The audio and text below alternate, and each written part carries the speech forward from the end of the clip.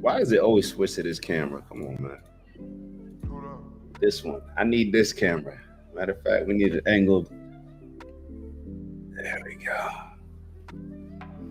Grand Rising, good people. Grand Rising, good people. As you join, please make sure that you like, subscribe if you haven't already, but make sure that you like. We're going to need everybody in the building having this conversation. We need a bunch of different perspectives. We need to grow together. We need to learn together, and we need to make sure that we're on the same team when it comes to our purpose and what we're pursuing, and us working together to live in harmony. That's the goal, achieving that greater peace. So the only way that we're going to accomplish that is by everybody buying into it. Well, I'm a little greasy. Hold on. A little grew. Gotta spread the shea butter out. Hopefully everybody had a great weekend. We got a lot to talk about today. Let me blow my nose and I'll be right back. Hold up.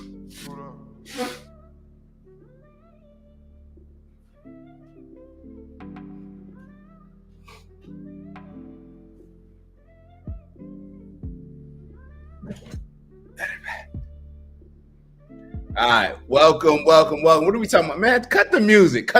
We don't need any music. All I need to do is set up this mic.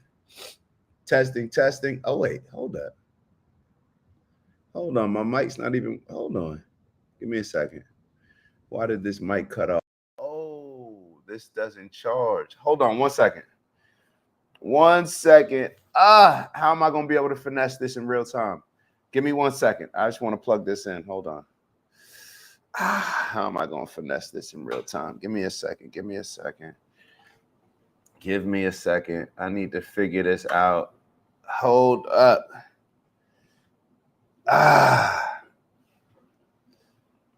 Oh, I'll be right back.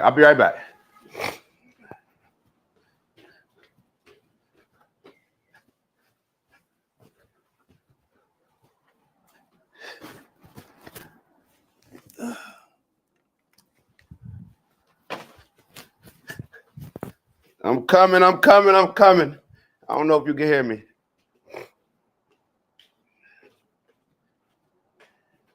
Do I have to charge this a bit? Oh, I think we're good. Hold on. I just got to throw this thing on the charger. Give me a second.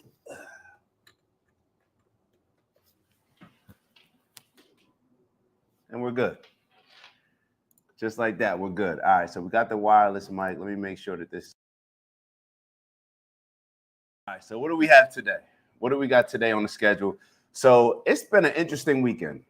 I watched that show, or that movie, I should say, Interstellar. I don't know if y'all have ever seen that. Dope movie.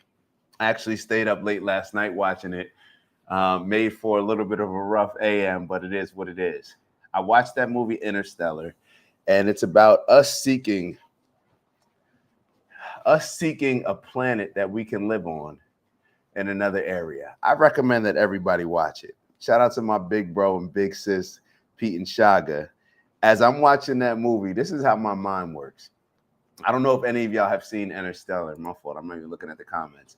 I don't know if anybody's seen the movie Interstellar. However, it's supposed to tell our future, but this is just how my mind works. It automatically goes into question. Like, however they present something, I'm always looking at the opposite, or what if. Now, I used to be to the point where whatever they presented, I'm looking at the exact opposite and just saying, oh, that's the truth. It can't be this. It has to be the opposite of what they're presenting. But now I just question it. And, you know, sometimes it may go somewhere after that, but other times it may just stay just at the question. So as I'm looking at Interstellar, I'm looking at it as if, is it telling the story of our future and us needing to seek being able to live on Mars? If something happens with this world, if we destroy this Earth, are we going to have to go somewhere else? Or is it telling the story of how we got to Earth? When I think about all the stories about the Anunnakis, and when you look at the Bible, the book of Enoch, and it talks about these people that came down from the sky, I'm looking at it like, hold on, is this something that, like, did we come from another planet? Is Earth our planet that we escaped to? So just so y'all know how my mind works. Just so y'all know how my mind works. Hold on. All right, so let me tap in with everybody real quick in the comments. Shout out to Unk. Unk said Grand Rising and good morning to all. Showing all the flags. Dope. Big bro Steve in the building. Grand Rising to all, man. Morning, y'all. Steve said. Got Skeeg in the building. I see a potential job interview in the future. Somebody's got to get hired to be your. Let's get it. We building it out. We working towards it. Especially when you got to have a checklist with all this. But yeah, so back to how my mind works. I'm always questioning like different things, different sides. And that's something that I always did with religion. It's something that I always did with religion because it almost was like death to me. Like I never understood how death works. I would always ask my mom and my dad, and it was something that I was very fearful of growing up. And looking back on it, I don't know if I was fearful of it. Well, I think I was fearful of it for two reasons.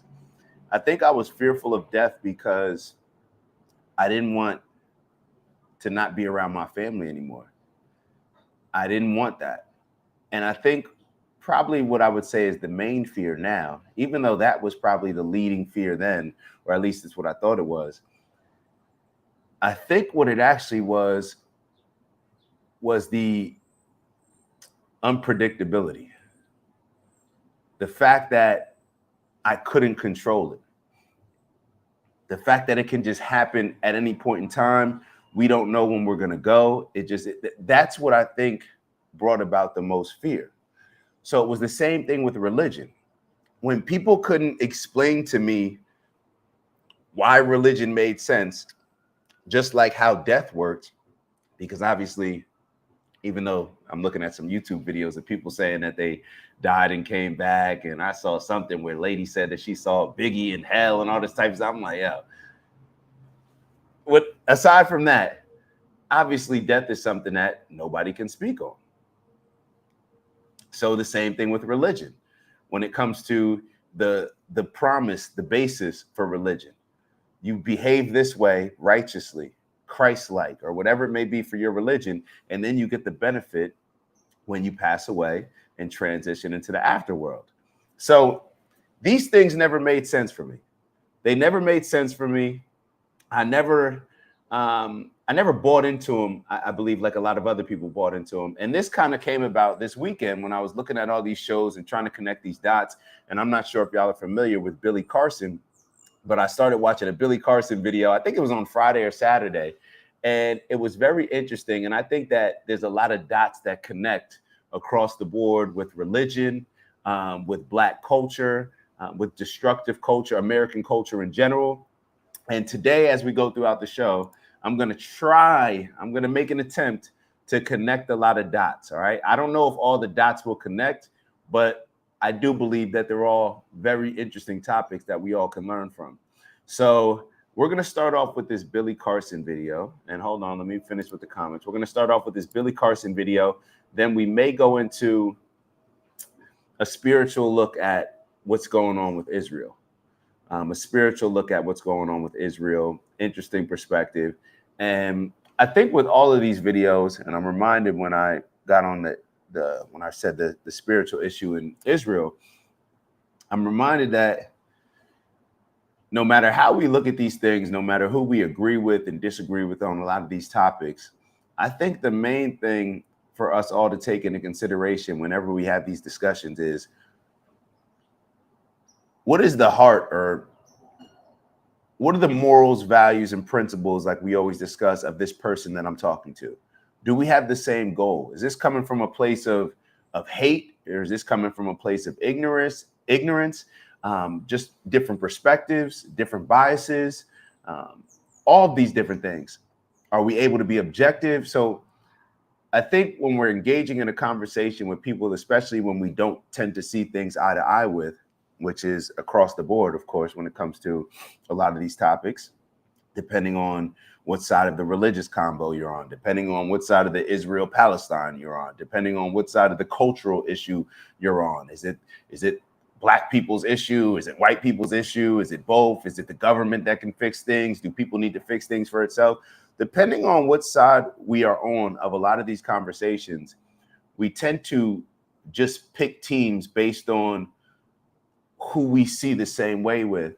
And perhaps we should be prioritizing the fact of, is this a good person that has some of the same goals, regardless of who they blame necessarily for the situation? Or y'all get what I'm saying. I don't need to keep talking about it.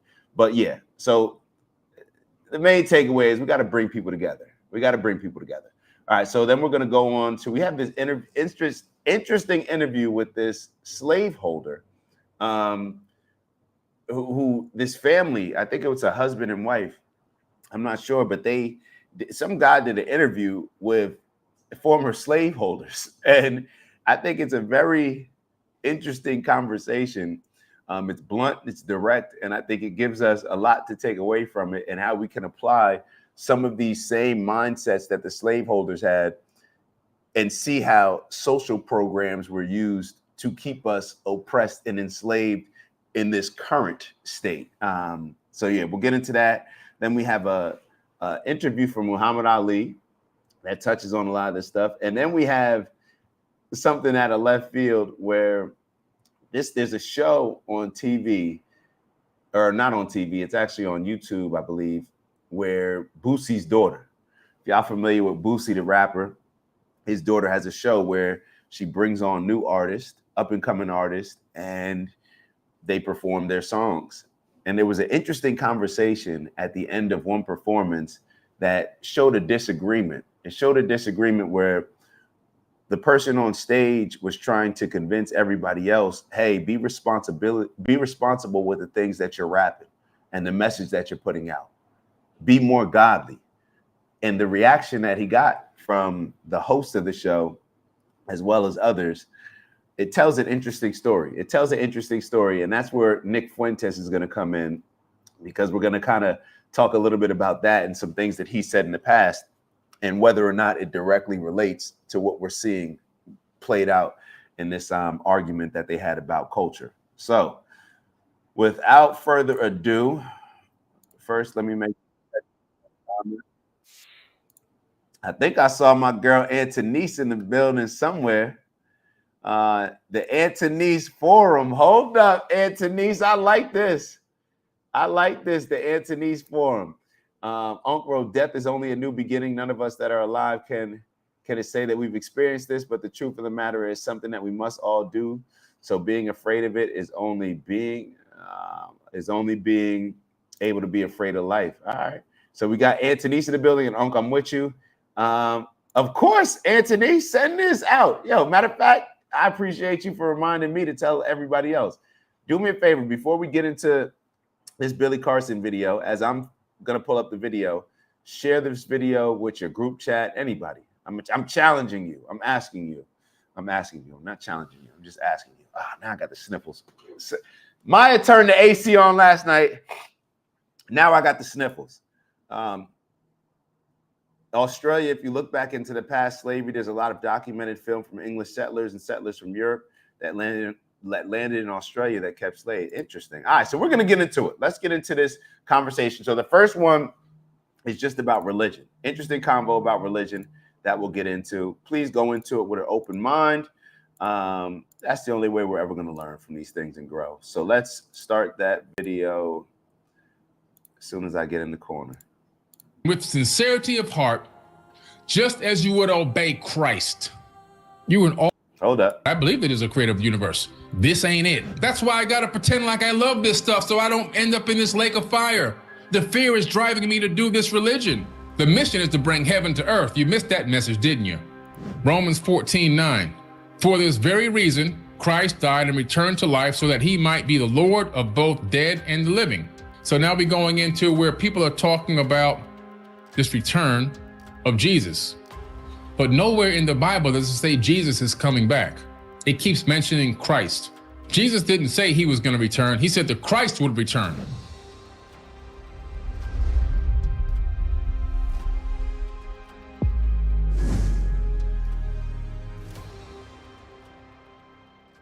Unfortunately, most religious people don't know less than 1/10 of 1% of what they're supposed to know about their own religion. But yet and still, they're looking for this to take them into eternity. Now, keep in mind, this is not about bashing religion. This is about exposing real truths. This is about giving you information that will make you begin to ask questions and then begin to seek answers to those questions. All right. And as I usually do, I always bring my receipts. I always bring my receipts. Very important. We're talking about a lot of contradictions. You see, one of the biggest problems that I have with religious beliefs, man exists both as a being of light and also as of matter, according to actual peer-reviewed science, not according to Billy Carson. So you can't say, oh, this guy's just making this stuff up. The person that you are saying is God in here is not God, is not the creator of the universe. One of the things that they like to say in church, God is good all the time. He's the same all the time. He's never changing. He's never changing. That's the biggest statement that preachers push on you from the pulpit. God is good all the time. He's the same. In the beginning, he's the same as he is now today. He's never changed. All the time. Same all the time. Never changed. Well, let's look at what this biblical text has to say. Ephesians 6:5. Obey your earthly masters with respect and fear, and with sincerity of heart, just as you would obey Christ. You are an all-knowing, all-loving God, creator of a universe, and literally can create planets with just spoken word. You can't say, I don't want slavery to ever exist in my universe. I cast it out of my universe. The thought will never appear in anyone's mind. You can't do that? They're trying to say that this thing was orchestrated by the God that created the universe. No, it's much deeper and darker than that. If you don't believe me, watch my video that I have on the same YouTube channel. Could the God of the Bible be Satan?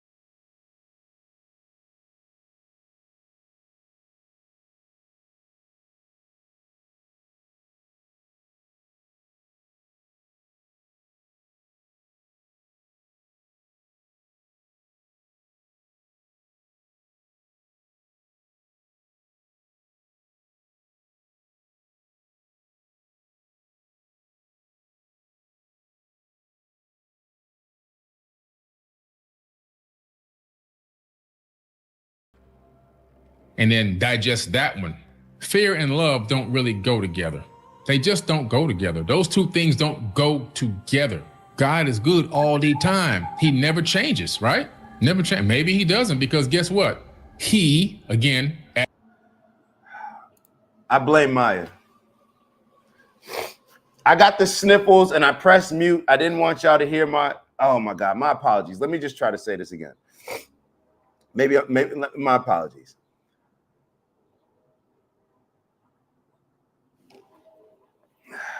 Let me see how I'm gonna do this. Give me a second. Work with me.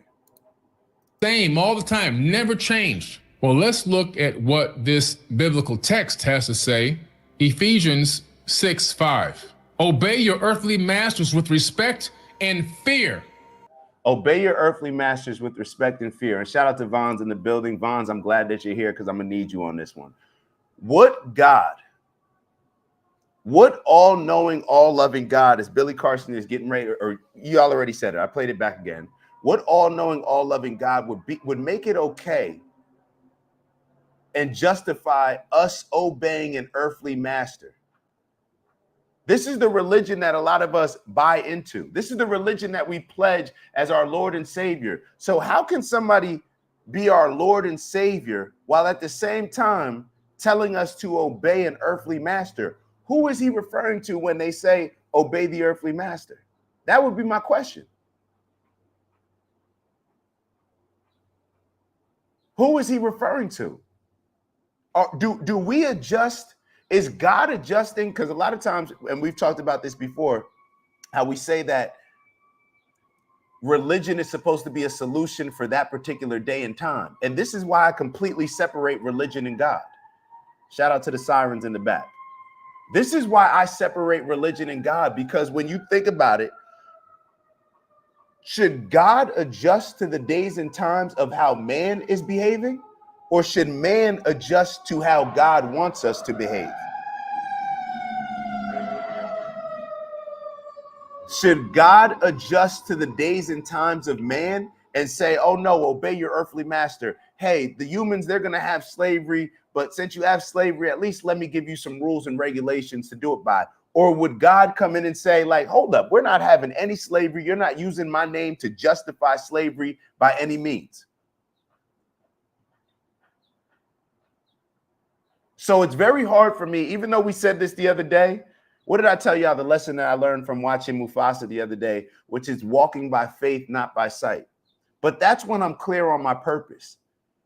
And for me to walk by faith and not by sight, there's no way that I'm going to be walking with the navigation of a book that tells me that it's okay, that not even tells me that it's okay to obey my earthly master, but commands me to obey my earthly master just like I would Christ. How can this be okay? How can this be justified in any way? Y'all give me y'all thoughts. Give me your thoughts. Shout out to Uncle Brother in the building. Uncle Brother wrote, religion is a tool of manipulation and control, period. End of live stream. Have a nice day. That's it. It's a tool of manipulation and control. And I think once we unpack the religious strategy of manipulating and controlling us, then it allows us to see that very same strategy, whether it's in politics, whether it's in social programs, whether it's anything else in life where they try to sell us on behaving and having less now in order to justify having more later on, when in all actuality, I would think, this is my understanding, this is how I see the world, we're supposed to have heaven on earth. If we did all the things and lived by the way that all these scriptures say that we should be living, they're literally describing what heaven is, and we'd have it on earth. Why are they telling us and giving us these low standards to have it in the future when we can have it right here? I'm playing this game. I don't need you to tell me, oh, just lose this game and then you'll have, or do these things by this game. No. And that is losing this game. I'm not going to lose this game because you're promising me that it's going to be beneficial for me down the line. I'm trying to win this game. And a lot of people will say, well, how is that losing the game? Telling me to obey an earthly master convincing me on slavery, that's a loss. This mass manipulation, in my opinion, has controlled us in so many different ways. It makes us so ignorant and naive, and it makes us just easily oppressed. Let's keep going. Let's keep going. So Vons wrote, Jesus was on earth. Vons, I mean, yes, let's assume that Jesus was on earth. Jesus died opposing organized religion.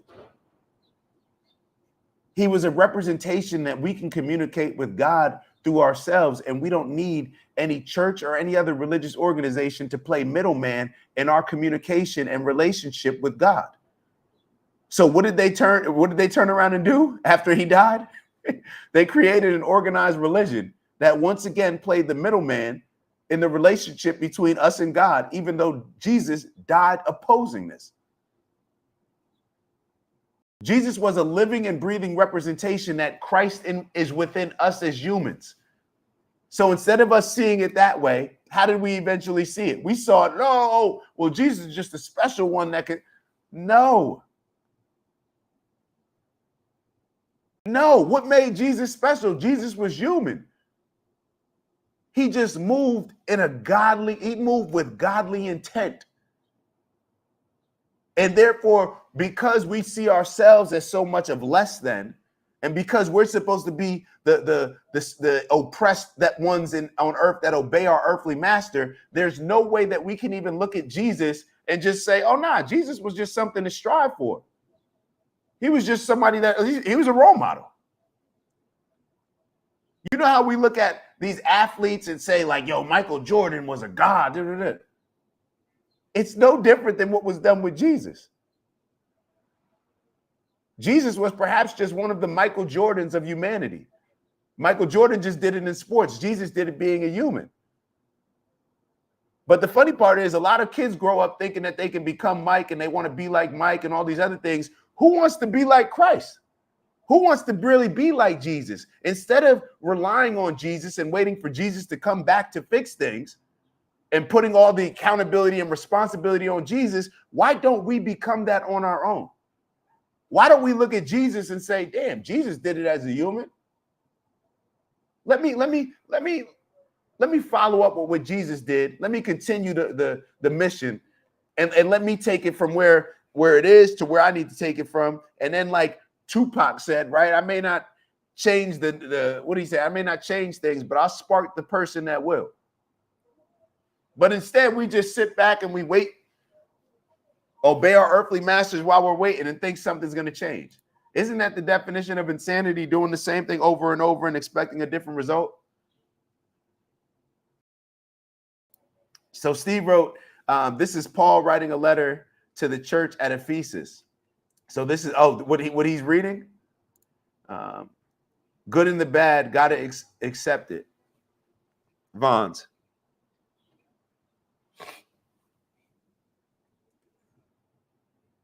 How disrespectful. The good and the bad. Are you talking about your all-powerful, all-knowing, loving God? The good and the bad, we got to accept it. Are we talking about a little kid here, or are we talking about God? The good and the bad, the good and the bad. Well, let me ask you this. Okay, cool. Let's say Vons is right. The good and the bad, got to accept it. So if that's the case, why are Black people still complaining about us being in an oppressed state and us having all these issues and us living in more poverty than other people and blaming slavery for everything? Based on what you just said, good and the bad, got to accept it. So accept it and keep it moving, right? But we continue to just still play the blame game. We continue to still think that the Democrats or this group or that group is going to solve all of our problems because we're blaming white supremacy. But based on what you just said, good and the bad, got to accept it. So you'll say that with God, but then we'll look at white people or whatever group we're against at that moment, or, they're pitting two groups against each other, but we won't have that same mindset. The good and the bad, you got to accept it. Who are we talking about? Are we talking about a little kid, or are we talking about the all-powerful God? Vons wrote, wish I was able to explain it better. Vons, that is the point. Simple things that make sense are not hard to explain. Simple things that make sense are not hard to explain. Usually the things that are hard to explain, they're hard to explain for a reason, because they don't make sense. They're not consistent. They manipulate, they contradict themselves.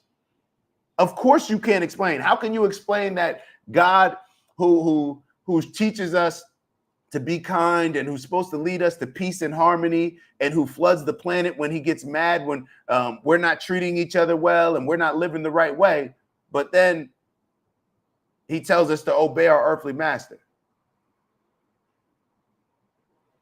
He endorses slavery? Like, whoa, what? We have been just misled by fantasy after fantasy, and the fact that people still buy in at the level of people buy into, because there's different types of religious people. Like I said, religion can be very good for certain people, but religion, like most things, there's pros and cons. Religion can also be the crutch that keeps a lot of us waiting for something else, or waiting for Jesus to come back, rather than doing for self. And that mindset, in my opinion, is what we're going to talk about later, is what determines how either people align with, let's say, the liberal movement or a more conservative movement. The people that are waiting for somebody else, either Jesus or the Democrats or the American government, they're waiting for somebody else to solve their problems, or the people that realize that the only way that you're going to solve for self is to do for self and solve your own problems, more on the conservative side. The people that are waiting for Christ to come back and help us, or the people that realize, like, nah, I'll be my own Christ. I'll be all of our Christ. Just like Christ was a role model, I'll continue to be that role model for the people that I'm living in the days and times with. Uncle Brother wrote, there is absolutely no evidence to support the actual existence of Jesus outside of the Bible or books based on the writings of the Bible. And that's interesting, because Billy Carson, he actually believes that he went to Jesus's home. For me, whether Jesus was, this may sound crazy, but whether Jesus was actually here or not, like, it's irrelevant. And Uncle Brother, I just choose not to. It's almost like, if we have an argument of whether or not he existed, it's like, it doesn't even matter. If it's a fable or if he existed, cool. And it does matter. But for me, I'm saying it doesn't matter, because I'm going to learn. I can learn from a fictional story just like I can learn from a non-fictional story. Now, the non-fictional one is going to hold a little bit more weight because I know that it actually happened. And so therefore, knowing that it happened before, there's no what if or if it's possible in my mind. Let's keep going. Tanner House, shout out to Tanner House. They need to justify sending all your money to Ukraine, and it isn't real. It isn't real. Yes, we thank him in the bad and good. Oh, so let me ask you this, Vons. Do you thank God for slavery? Based on what you just said, yes, we thank him in the bad and the good. Do you thank God for slavery? The quality that God gave man in being able to determine right and wrong is truly the argument free will, is what they call it. However, unity amongst man is the mystery that we all misunderstand. Let me blow my nose as Vons tries to tag in a friend. Phone a friend, Vons. I'm sorry, I'm not putting it on mute. I'm not putting it on mute because last time y'all know what happened. So sorry, my apologies if that's rude. Can someone besides me tune in, Steve? Please explain this to Dak. Vons, let me ask you this. Yo, they say the best way to learn something is to teach people. And I would take it a step further and say, if you can't teach somebody something, then do you actually know it? Have you properly learned it? How, if you can't teach me something as simple as this, if you got to tag in a friend to say, hey, please explain it to me, I can't explain it. You've been committed to this your whole life and you can't explain it at 38 years old? And I'm not saying it's you. What I'm saying, Bonds, is that I don't think anybody can explain it. I've told y'all plenty of times, I've gotten on the phone with many pastors and have had conversations with pastors in person. Nobody can explain it. It's literally unexplainable. And that's what makes it so powerful. The fact that nobody can explain it. It's the unknown. And not only can nobody explain it, but it works because it's serving as an explanation for something that nobody can explain. So the explanation for something that nobody can explain, how we got here and where we go when we transition. The explanation for something that is unexplainable is also unexplainable. So it's like, it has us completely lost.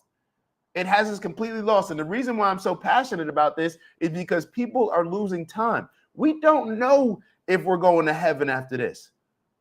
If there is a heaven, amazing. I hope it's great. But perhaps we're supposed to be heaven on earth. And perhaps our afterlife is just going to be a reflection of who we were in this life. So whether our name is held in high regards or low regards, and that's the energy and frequency that we're on when we're no longer here in the physical, perhaps that is how they're talking about the afterlife. I don't know, but nobody knows. So therefore, since I don't know, I'm going to control the controllables. Because my life here in the physical is in my control, I'm not going to put that in the hands of anybody else. Now, I will have guidance, of course. But something that I can't explain, absolutely not. Does your cult like you for who you are, or only if you follow the rules? That's an interesting one, Tanner. Does your cult like you for who you are, or only if you follow the rules? Can I get into heaven even though I don't accept Jesus as my Lord and Savior? Or, are they just letting in all the people that live righteously, or only the people that pledge their allegiance? I'm just asking. When I get to the door, like, do I got to wait in line? Is there a VIP? Like, I'm just asking, what's the situation here? Just like before you go to a club and you figure out what's the situation, what's the pay, what's the cover, what's the dress code? Like, I need to know all that. I'm just I want to go to heaven. You feel me? I want to live in heaven. Religion is the food stamps that government hands out because you think a meal should be simple. Let's hold on to this. And this is what I meant when I said I was going to connect the religion. The level of buy-in that we've showed with religion is what the politicians and the government learned from and said, we can use this very same concept to keep these people oppressed to the point where they're running around in circles looking for guidance from something that's never going to come. That's never going to come. All right, let's keep going with the interview. My fault.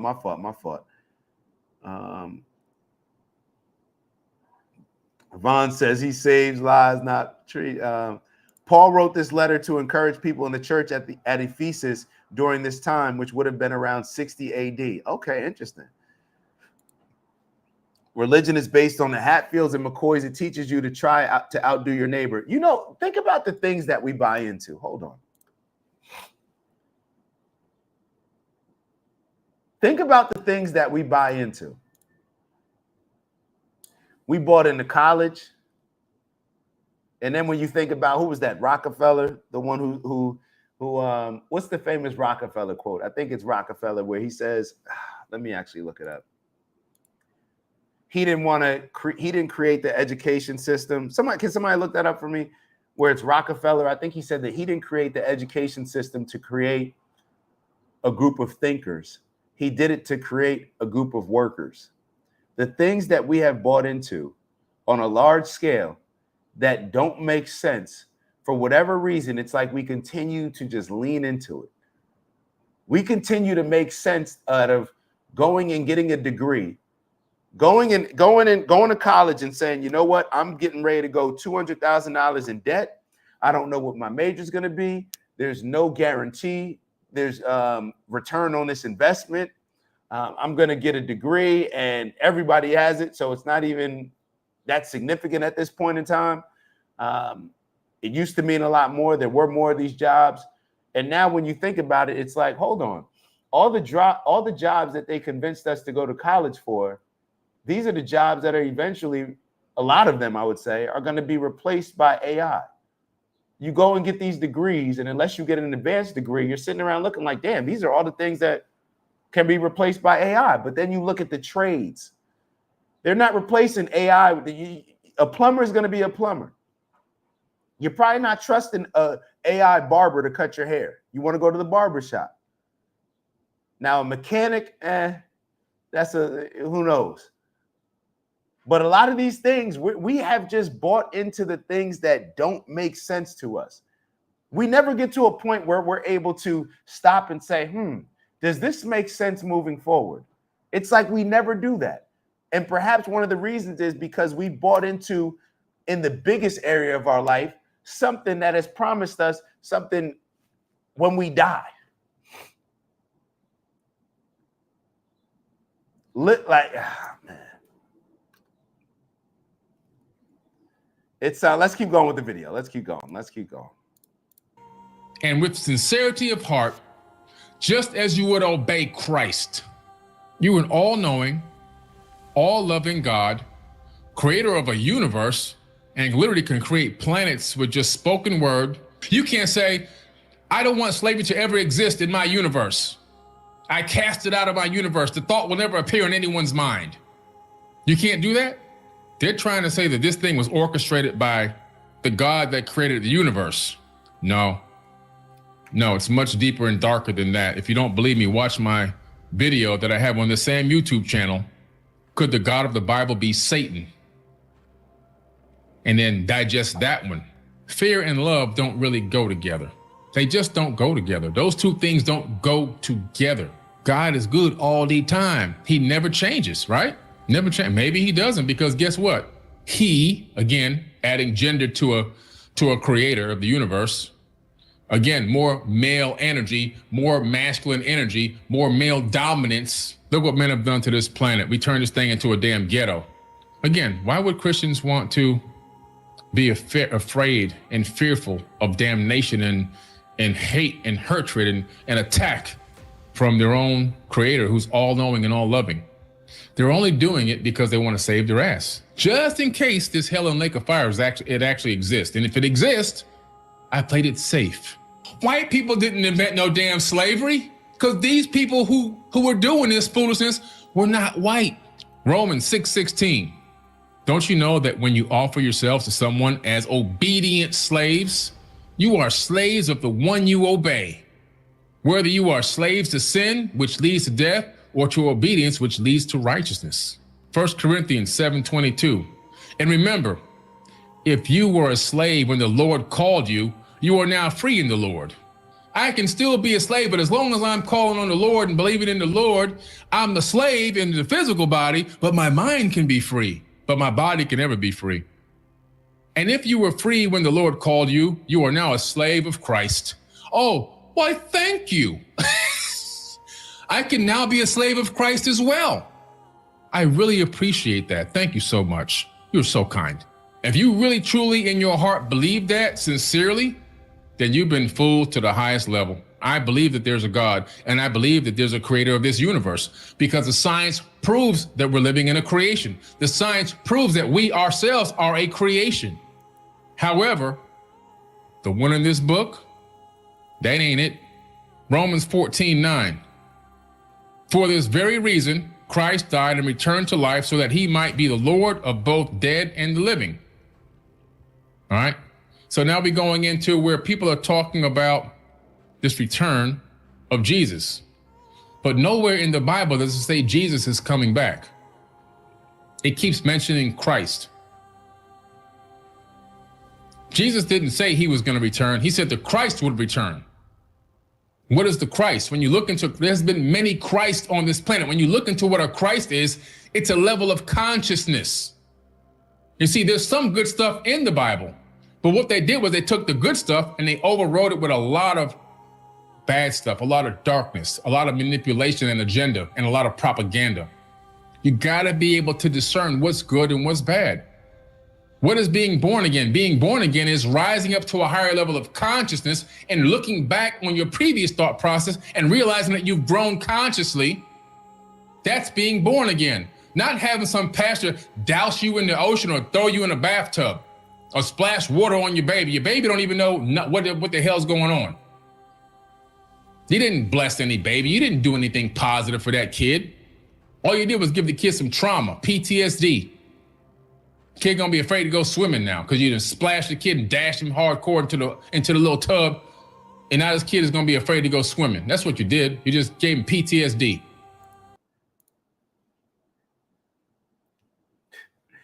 Yo, pastors are some of the most narcissistic people in the world, and not all of them.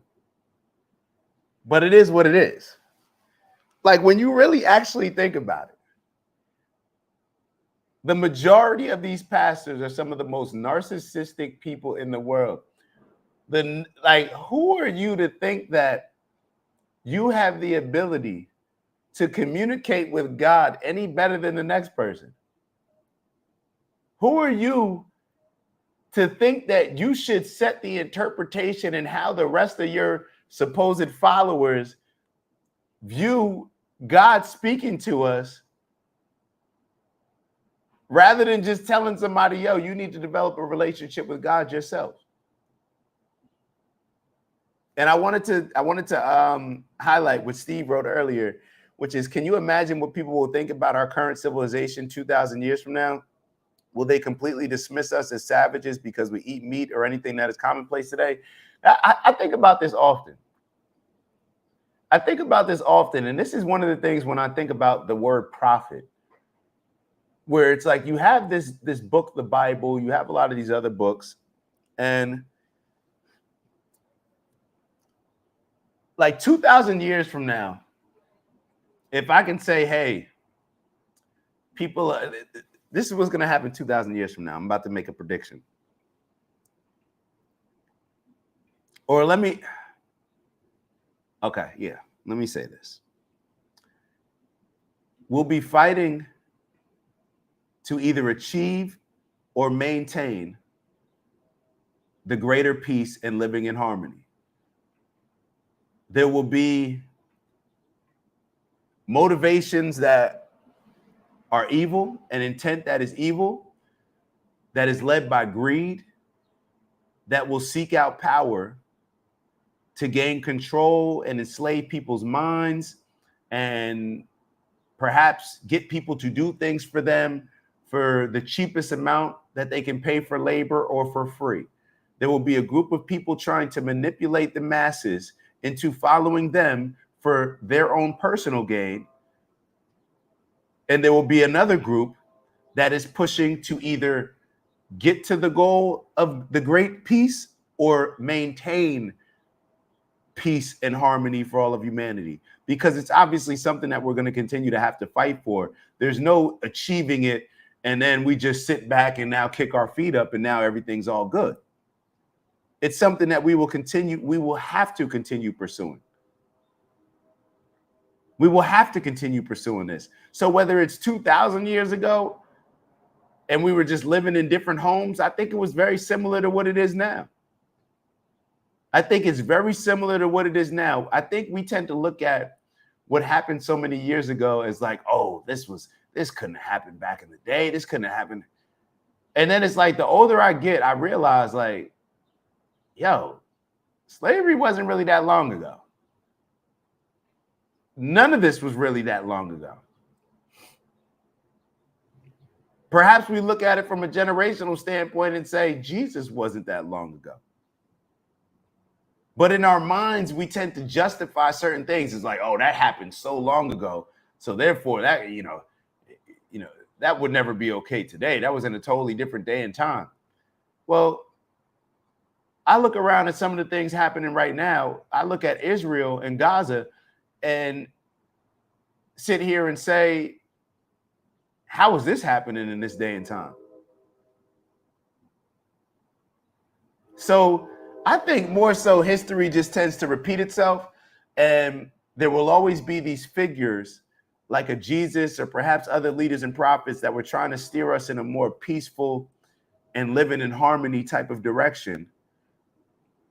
And they will always be risking their lives in order to do so, while the masses tend to follow whatever's going to make them as comfortable as possible. And the masses will tend to be like the sheep and take the path of least resistance. So I think there will always be that struggle. I think that happened 2,000 years ago, and it'll be happening 2,000 years from now. Now, whether it's on Earth or not, I guess we'll have to wait and see. But I think that's what's going to happen. I think that's what's going to happen. Now, instead of, this is what ends up happening. I'm just using Vons as an example. Vons went from asking Steve to help him explain something that he couldn't explain to saying, rebuke all of this. This is the same mindset that has black people fighting for DEI, even though it doesn't benefit black people as much as it benefits everybody else. This is the same mindset that has black people fighting for the Democratic Party and social programs, even though those have been some of the most crippling things to our communities. This is what has black people continuing to support Joe Biden and voting for Joe Biden, even though Joe Biden's policies with the crime bill have destroyed more black families than perhaps any other bit of legislation ever in America. Don't y'all see a pattern of the people that things, the things that hurt people the most? The group of people that is hurt the most by something tend to be the ones that lean into it the most and that want to fight for it the most. Whether it's religion, whether it's DEI, whether it's anything else. The people that it harms the most, those are your most vicious fighters for it.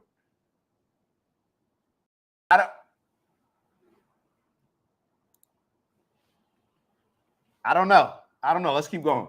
Nothing else. He didn't give no blessings. Being born again is rising in consciousness. Christ's consciousness is the highest level. The ancient sages knew this. Jesus Christ was not the first Christ. There was many Christs before Yeshua the Christ. It's a level of thinking and understanding. It has nothing to do with this foolishness that you've been preached and taught. Not one iota, none of it, period. Heaven and hell is a state of mind.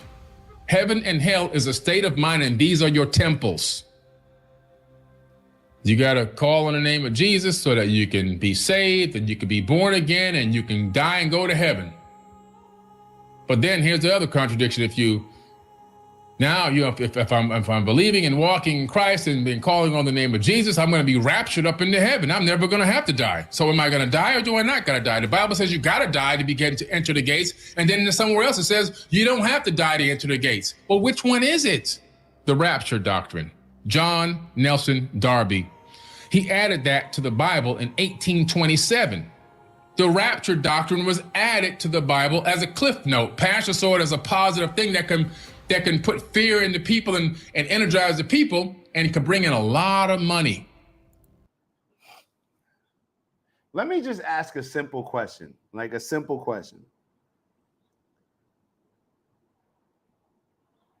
Do you think that life for humanity on earth would be better if we strived and held ourselves to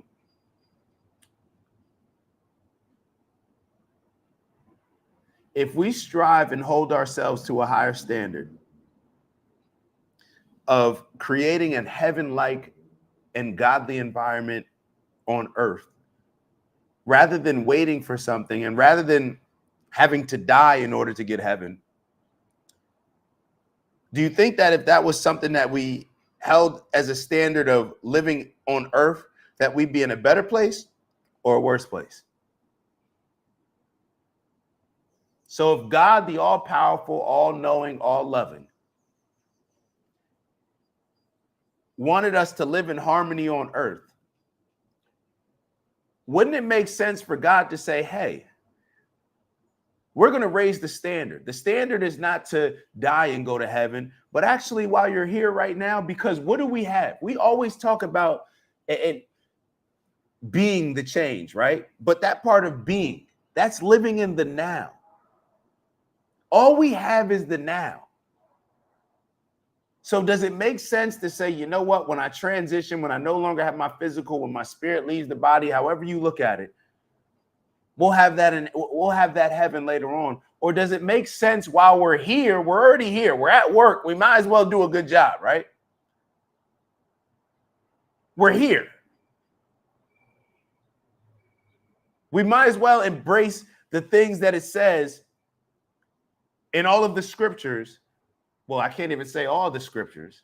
And maybe that's the problem, because what I was getting ready to say is we might as well embrace the ways in which these religions tell us to live righteously, godly, all these things. But then when I sit back and think about it, well, hey, the Bible doesn't say that. Or if the Bible does say that, it also gives the contradicting statements, which is obey your earthly master, which is treat your slave like this. So perhaps the book is filled with too many contradictions for us to follow. Perhaps the contradictions are what make it hard for Vons to explain something that he's dedicated his life to. And now at 38 years old, it's hard for him, and it's hard for a lot of other people to explain religion. It's hard for most Christians to explain Christianity. It just is. I haven't met one that can explain it. So they made it part of the scripture, became part of the doctrine, but it was a cliff note originally by John Nelson Darby, 1827. There is no rapture. If you've been sitting around kicking your feet up, watching the world burn, thinking, oh, the infidels will be burning in this unlimited eternal fire, and I'm just going to be swept away off this planet, so I'm not going to do anything down here. I'm not going to put any of my energy into these people. I'm just going to ask for forgiveness and wait for this God to come sweep me away into this magical heaven. You missed the boat. You missed the message. You're so far off, you don't even know what is up and what is down. There's no rapture. There's no magical rapture coming to snatch your body, your spirit out of your body and suck it up into some magical heaven. It's not going to happen. Another man, M-A-N, human being, wrote that. You know why I call, you know what else makes me call BS on pastors and just religion overall? Is the fact that there's no research done on the books that were removed from the Bible. Here I've seen people go to the greatest lengths to make sure that their Jordans were real and that they were original Jordans or original this, or original. When people care about baseball cards, what do they want to do? They want to validate if something is real. Like, is this a real card? Is this legit? But then when it comes to religion, it doesn't even matter. It doesn't even matter. And the reason why I say it doesn't even matter is because all of these people that pledge their life to Christianity, wouldn't you be interested in actually getting to the original Bible and not these translations that occurred and had man misinterpret and interpret however you look at it, and man place its stamp on the Bible? Wouldn't you want the one that is most connected to the original inspiration from God? Don't you want to read these books that were taken out of the Bible when the Council of Nicaea decided to come together and figure out the best way to control humanity? And they said, don't include these ones. Don't include. Oh, yeah, we can include that. Translate this way. Are we not at all interested in this? If you're a true Christian, if you're into anything, aren't you obsessed with the history of where this particular thing came from? When you're into basketball, don't you want to know about the history of the game and how it evolved to what it is today? But all of these people that buy into religion, you don't seem to be interested in the actual history of it. In a lot of ways, I feel that that's because the pastors, the leaders, they don't encourage it. They don't hold us to a standard of that. I say this all the time. We were held to a higher standard doing a book report on a random book that doesn't even matter, that we probably can't even remember in 4th grade. We were held to a higher standard of doing a book report And all the way up until college, doing research projects, history papers, and all that, we were held to a higher standard than the Bible and what we pledge our allegiance to as our Lord and Savior, Jesus Christ. In any other religion, you had to actually read the book. You couldn't just identify a random scripture. You couldn't just do a book report, have a book, and just open up the middle of it and say, oh yeah, I'm gonna use this scripture. I don't need any context in the rest of the Bible. I'm gonna do a research paper, but I'm only gonna rely on this one book. Even though we know that this one book, this history book, it was changed and it's not the original, but because I'm doing a history project and you're supposed to dig deep, I don't need to dig deep. I'm just gonna go on whatever it is they spit out in this book. How is that possible? Not the creator of the universe. Not the creator of the universe. And as I said before, my disclaimer, I believe that there's a God. I believe that there's a creator of the universe. This ain't it. The Gnostics knew. When was hell added to the Bible? Oh, what do you mean? Hell was added to the Bible? What is he talking about? The lake of fire, the burning lake of fire, the eternal burning and suffering, purgatory. I'm gonna go there if I don't do this. That's why I gotta pretend like I love this stuff so I don't end up in this lake of fire. You know what it really comes down to? Insecurities. People play on people's insecurities. People have always leveraged other people's insecurities. The insecurity of not knowing how we got here, how we were created, and not knowing where we're going. The insecurities of feeling like we're less than and we can't actually contribute and become our own gods and live more Christ-like and develop this Christ-like conscience. It's all a bunch of insecurities. It's a less than feeling. And this is why I said this same conversation connects to how people tend to see their politics. Do you embrace the victimhood and say, hey, we need social programs, we need this, we need that? Or are you more of it, nah, I'll figure this out on my own. You think I'm gonna place whether or not I'm successful in life in the hands of these random people who I don't know? They're two completely different mindsets. Two completely different mindsets. And even in religion, there's a whole bunch of people that are Christian that do for self. There's a whole bunch of people that are Christian and Christianity works well for them. And it's usually the people that don't, well, I'm not going to say that, but what I was getting ready to say, I'll tell you what I was getting ready to say. It's the people that that can exercise some common sense and don't take it literally. The people that can exercise some common sense, where even if they go to church, you go to church, you hear some good words, it feels good, you feel good about life, right? Then you keep it moving. But it's the other people. See, the people that are living a good life or are where they want to be in life, they can afford to do that. But the people that are suffering, the people that are oppressed, the people that are at the bottom, the people that are broke, living in poverty, can't put food on the table, they can't afford, in my opinion, if that was me, I can't afford to just buy into what something, to believing in this word and leading me and guiding me for some level of success. I can't just rely on that. I got to do for self.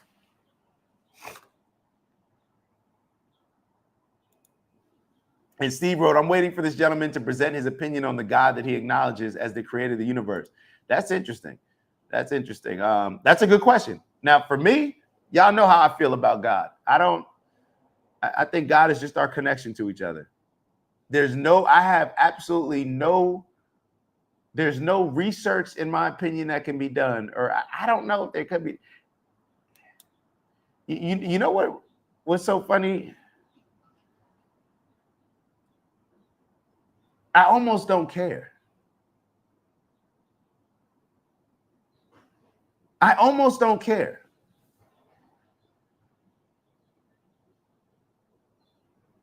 And when I say I don't care, I don't spend a lot of time thinking about it. It's like once okay, I'm not going to be able to figure that out. Okay. I could sit here for the rest of my lifetime trying to figure out, damn, how could these white Americans have owned slaves? Like, how could they, even though it was only a small percentage of them, but it seems to impact all of us black folk, right? Okay, cool. How could these people have owned slaves? This is the root of all our problems. I could just focus on that, or I could just have the mindset of saying like, okay, that's what they did. All right, cool. Now I'm focusing on now. I'm not paying attention to that. I'm focusing on now.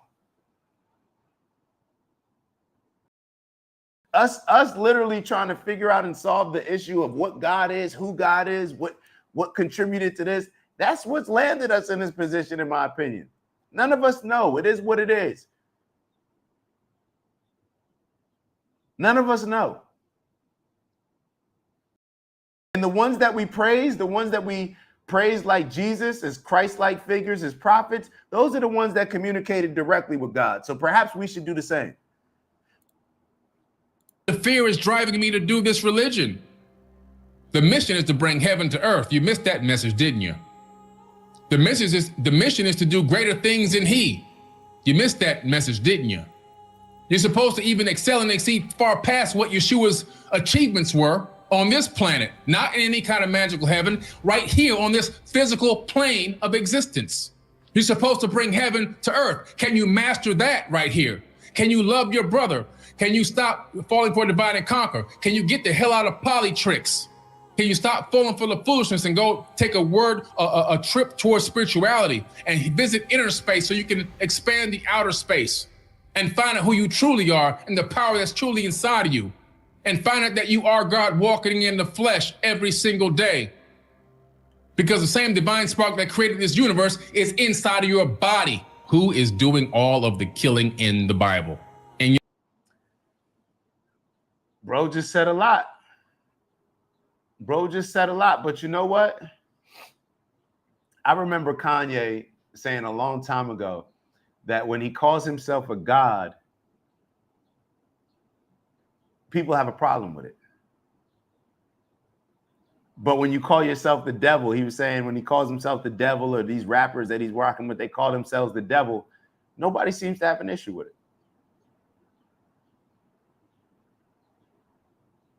People are insecure, and insecure people don't like being around confident people.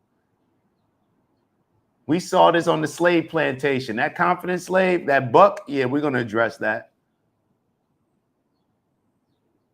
We can't have him spreading that confidence to the rest of these people.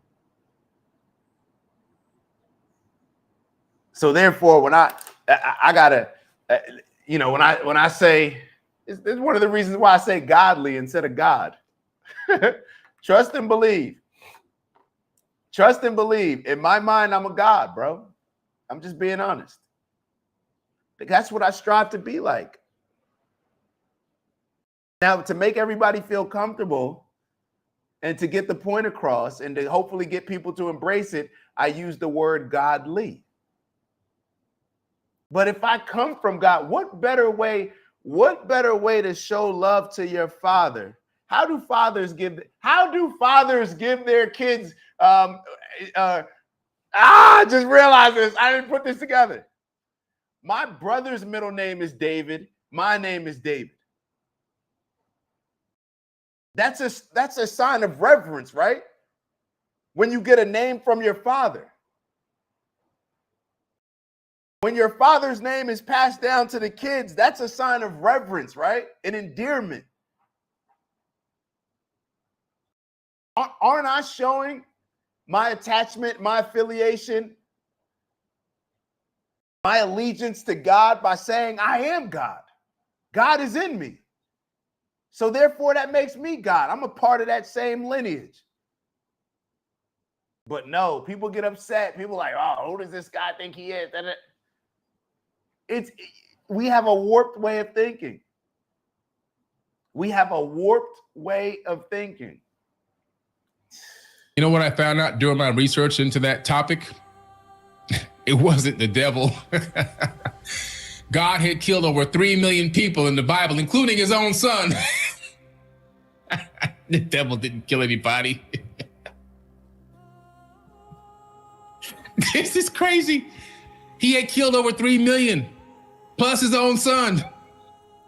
And the devil. Hey, man, talking. So said, and this is another way that those in charge broke that path that you're speaking about by making it so that we all have our master's last name. So it's okay for me to walk around with my slave master's last name, right? Nobody has an issue with that. But if I call myself a god, then it's like, oh. So I can walk around with something that is a representation of the devil because I look at slavery as an evil thing, right? So I see slavery, the people that endorse slavery, as more walking in the path of the devil compared to people living righteously who walk a godly path. So it's okay for me to embrace this devilish last name that I got from this devilish and evil, what would I call it, way of life. But if I say something positive and identify with something positive like God, oh, who does this uppity nigga think he is? Right? That's the energy that you feel. Insecurities, man. Insecure people hold the masses back. Insecure people hold the masses back. Didn't kill anybody. That's crazy. Like, think about that for a minute. Who was doing all the killing? But then I came across this verse, Isaiah 45:7. Can somebody answer that? Because perhaps somebody is a little bit more versed in the Bible than me. Matter of fact, let's ask ChatGPT. Hold on, because I want to know if that's true. Let me start a new chat. Don't worry, I'll share the window with you all. I shall share the window with you. Hold on.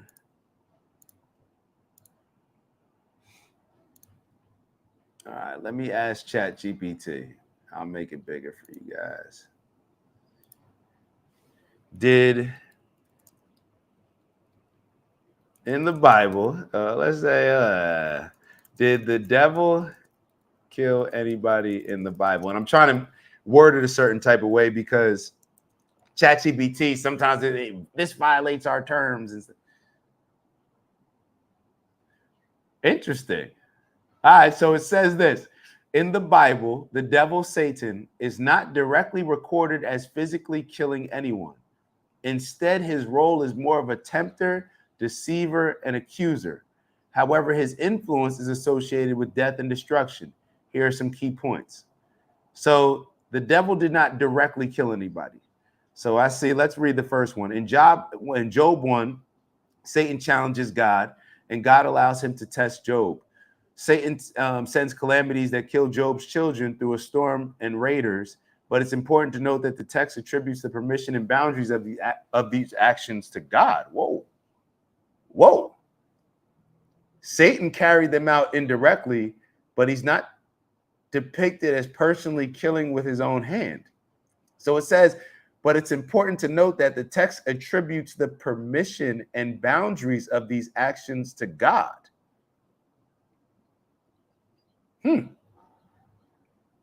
Interesting. Let's go to the second one. Influence behind death. John 8:44. Jesus says the devil was a murderer from the beginning and the father of lies. This connects him with the first death, Cain murdering Abel in Genesis. While Cain physically killed Abel, the devil is seen as the spiritual instigator. The devil is described as having the power of death until Christ is victory. Well, that's very convenient. Hold up. Temptations leading to death. All right. In Genesis 3, Satan through the serpent tempts Adam and Eve, leading to sin and entrance of death into the world. In this sense, all human death is tied to his deception. Look at this next sentence. In the New Testament, the New Testament. Hold up. All right. In the New Testament, Acts 5:3-5, Satan fills the heart of Ananias. I'm not sure that name. Ananias to lie to the Holy Spirit, which leads to his sudden death. Though it is God's judgment, that strikes him.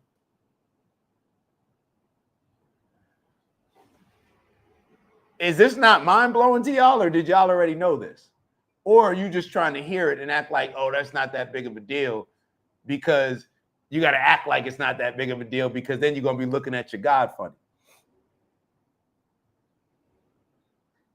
I saw 2 times. In the first one, it says, but it's important to note that the text attributes the permission and boundaries of these actions to God. I see Satan fills the heart of it. Yeah, though it's God's judgment that strikes him. And when we showed the video of Abraham and how Abraham with Ishmael and I forget the name of his other son. Well, I don't even know if I got the names right, where God commanded Abraham to leave his baby mother and his son in order to, y'all know the story. We played it the other day. So I'm just wondering, like, who's the devil here? Who's the devil here? And Steve wrote, I'm imperfect. I get help, strength, and joy from God through my acceptance of what Jesus did on earth. And like I said, Steve, there's nothing wrong with that. And what Jesus did on earth, just like God has nothing to do with the Bible and Christianity to me, Jesus has nothing to do with it. Like, if I just look at Jesus, I don't hold the things that I dislike or the things that are written that I don't agree with in the Bible against Jesus at all. Based on everything that I've learned about Jesus, Jesus would disagree with a lot of these things that are in the Bible. Think about that. Based on everything I've learned about Jesus, Jesus would have the same. Tell me which disagreement that I have with the Bible that Jesus wouldn't have.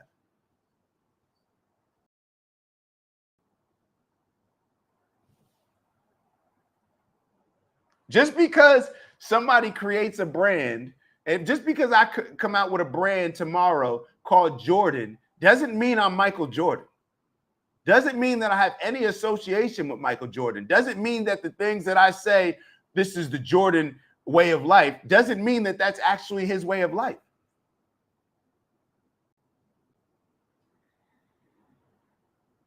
Jesus is an inspirational being. Inspirational. Matter of fact, Jesus provides me a lot of the inspiration when I think about what Jesus did, and when I think about what he was willing to sacrifice for the things that he stood on. I get inspiration from Jesus. I'm like, damn, how could I be sitting here? How can we as living in 2025 complain about the things that we complain about? Bring up the excuses for why we're not successful, why we're not this, why we're not that, the way that we do as overall as a society and culture, but then appreciate Jesus. Like, Jesus would be looking at us like, what are you complaining about?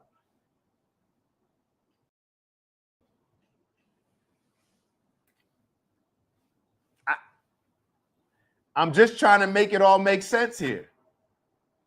I'm trying to make it all make sense. And you know what? And Steve, not to your point, but you know what happens? I actually saw this video on pleasures and how we can be so connected with pleasures. I was just watching a video earlier this morning, earlier this AM about it. And to your point about getting joy from God, now I'm gonna bring your comment down, because what I'm getting ready to say has nothing to do with what you just wrote, but I just thought about something as you wrote it. A lot of people find joy in God. A lot of people associate the holidays and, oh, well, that was my favorite time of the year, so therefore I love Jesus. I love church was my favorite time. I enjoy church, so therefore it's good for me. A lot of the things that we enjoy are not necessarily the things that are good for us. A lot of the things that bring us joy are not a lot of the things that, and I guess we have to, this book that I'm reading, it doesn't align joy with happiness. It separates the two. So happiness is more along the lines of the things that make us happy in the moment. Joy is more aligned with the purpose of how we're supposed to live. So I totally understand. But this particular video that I was watching was more so on how we associate and attribute pleasures with something that we should be doing, or maybe I'm not saying it the correct way, but how pleasures play a large role in how we view things and whether or not they're good for us. There's plenty of people that love religion because, oh, well, some of my best times that I had are in the church. Okay, does that mean that it's actually doing something good for us? I don't know. I don't know. Let's do this. We're going to watch just maybe a couple more minutes of this, and then we got to move on to this next video. Actually, we'll move on to the next video now. Let me send y'all the link to this, because I know Steve wrote that he wanted to see. I don't know if he ever explains his view on God in this, but I'll leave it in the chat in case you guys want to follow up on that video. We're gonna move on to this wild video. Hold up, this is a wild video. Do I have it here? Yeah, this white. So I don't even know. Yeah, we're gonna watch this. So this is more so moving the conversation into culture and the impact of culture, and I'm gonna draw some conclusions or draw some connections that you guys, I'm sure, will let me know if I'm bugging, if I'm reaching, or if I'm on to something, or if we're on to something. Let's look at this. So let me look at the description first. Hold on. Can y'all see the screen? Let me read this description first so I can figure out. Does it say anything about this particular interview? All right, it doesn't say anything specifically about this interview. Show transcript. All right, no. All right, let's just get into it. Tasty, what was life like in those early days? As far as the colored people were concerned, I feel that they were a good bit happier than they are now. They had less in the way of material things. But I can remember back in the 20s, when I was a small boy, they were always singing at their work. They had a great sense of humor. And now today, they just don't seem to care much about that as they used to. And I think they've lost their sense of humor somewhat, which I deplore. What do you think are the differences between the races? I think there's a refusal to accept responsibility. I think there's a lack of motivation. I've tried here to promote people to foremen, superintendents, but they just refuse to do it. They just don't want the responsibility. They don't worry like the white man. If they have troubles, they go to sleep and wake up the next morning, and that trouble is over. Is it possible that white people have something to do with the lack of ability for blacks to assimilate into this culture? Absolutely. The white man has certainly been prejudiced and to quite an extent unfair. But customs die awful hard. It takes a long time, and everyone knew years ago that the Negro would have to be given equality. But in the South, knowing Negroes as we think we do, we realized it would take time. It's been compared to straightening teeth. It takes a slow, steady pressure. You can't do it with a hammer. And white people's attitudes will change in time. I'm a lot more liberal than I was 5 years ago, and I know I'll be a lot more liberal 5 years from now, and I think almost everyone else is in that category. What has tended to make you more liberal?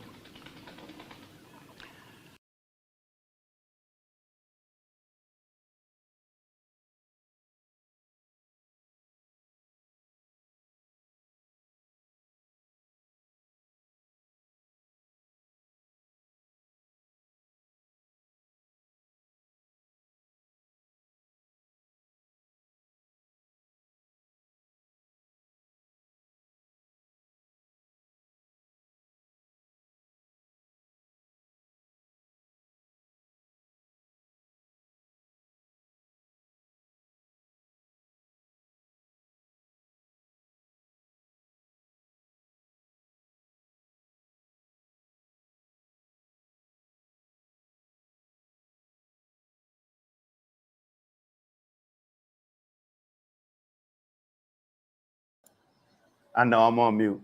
I farted. Just being honest, I farted. Yeah, my bad. All right. Thinking about what he said, and I was trying to hold off on commenting too much, but the things that he said thus far, just as far as like him saying that they knew that the nigga would eventually want equality or need equality, but it had to be a slow and steady process, like moving a tooth over. When I look at black people today, and this is going to sound crazy, or maybe it will, maybe it won't. But can we say that he's wrong? And what's so wild about it is, I would say, looking based on history, y'all have heard me say it before, where we made a lot more strides after slavery, during Reconstruction, around that time. There was more of a emphasis for us to take things into our own hands. We had our own economy. Some of these things were forced upon us with segregation. So when you have your own economies, just from that standpoint, things are going to be better. You got your own banks, you got your own businesses, got your own dentists, grocery stores, all these different things. It was forced unity in a lot of ways, and we talked about this before. But once segregation was removed,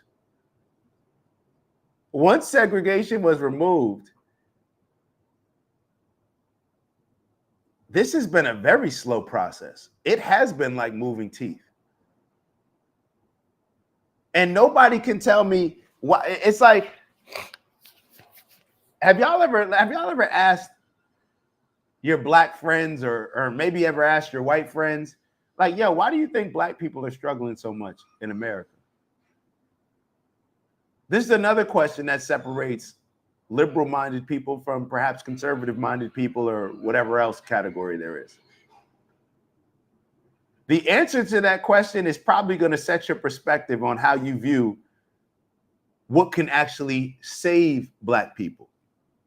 Having the perspective of, well, it's because of this group, it's because of this, it's because we were oppressed for 400 years. You can't do it.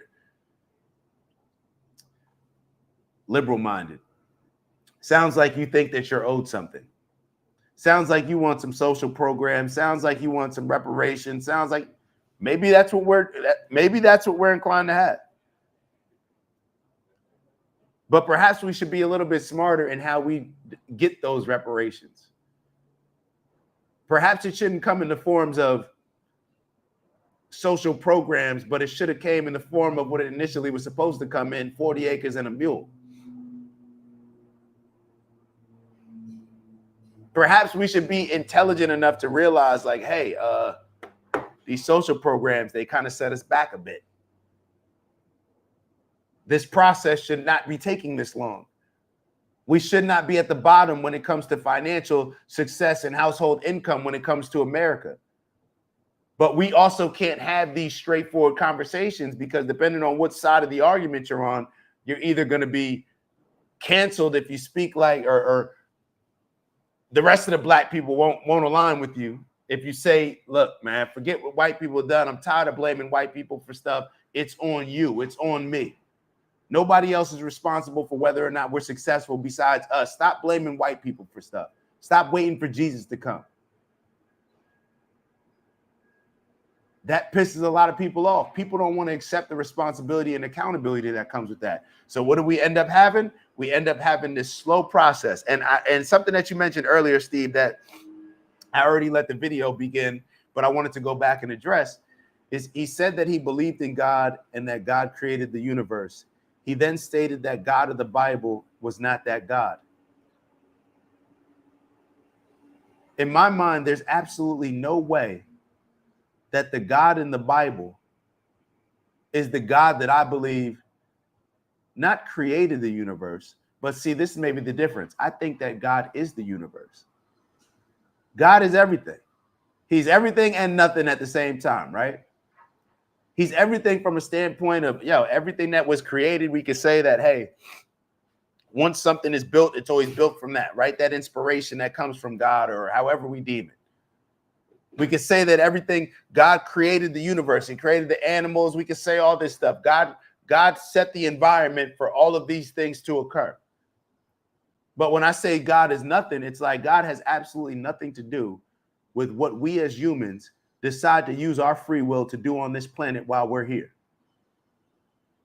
God is just the universe to me. Let me ask y'all this.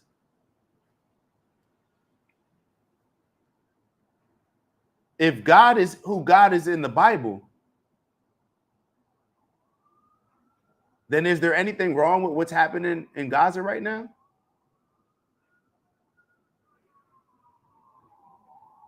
And there's so many contradictions in the Bible, we don't know where to go. Are we supposed to eat animals like Steve mentioned earlier?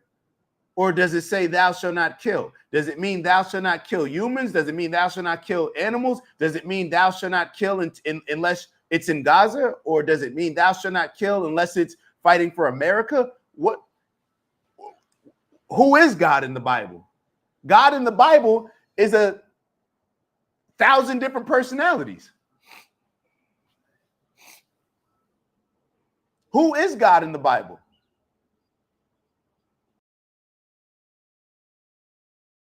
And Steve asked the question, why do I believe what I believe? It's more of a definition. God is the universe. And to be totally honest with y'all, I don't have a strong stance on who God is or what God is. I look at God as my godly connection to each other. I look at, we all were created, right? So if you want to deem God as the creator and give that the name, cool, I don't care. You can call him God, you can call him Bob, you can call him whatever. It doesn't really matter to me. I'm being totally honest with you, because it has absolutely nothing to do with who I am and the impact that I want to make on this planet. So let me ask you, Steve, who is God to you? Tell me, who is God to you? Is God the same person that we just read on ChatGPT that justified all these people dying? Is God the same God that told Abraham to leave his baby mother and his kid? Who is God to you? And let me ask you this as a follow-up, since you asked me the follow-up. And why do you believe that? I don't care who God is. I'll be totally honest with you. You know what I really passionately care about? How us as humans interact. But it's like, I don't know that the word cat really identifies a cat. But hey, everybody's calling it a cat. Cool, I'm gonna call it a cat. I'm not gonna stand here and try to convince that's not the name of a cat. That's really a dog, and a dog's like, I'm not gonna waste time doing that. If all y'all calling this creator God, all right, cool. Call him God. Call him whatever. It absolutely doesn't matter to me. Jesus, I believe, came about when there wasn't even the J in the dictionary. There was no J in the alphabet, I believe, right? Or there was no J, something like that. So was his real name Jesus? I don't know, but I'm not about to argue and debate with whether or not I don't care whether or not his name was Jesus. It really doesn't matter to me, because whatever we call it, I know that there's something in me. There's something in me that when I look up the definition of God in the dictionary, I know that there's something within all of us that allows us to be whatever that definition of God is. It allows us to be that definition to ourselves and to have that influence to other people throughout the world. So I don't care about the name or whatever it is. It doesn't. And Steve, no, don't run from the question, Steve. No matter what one believes, it takes faith and a continual effort to understand that God created everything. But you can't run from the question, though, Steve. You asked me. You said that. Why do I believe what I believe? Give me your definition of God. Who is God to you, and why do you believe that? I told you my thoughts on it. You can't ask me a question and then not have a response, especially as somebody who believes in this God. So you tell me, please. I'm always open to seeing things in a different way. I'm always open to seeing things in a different way.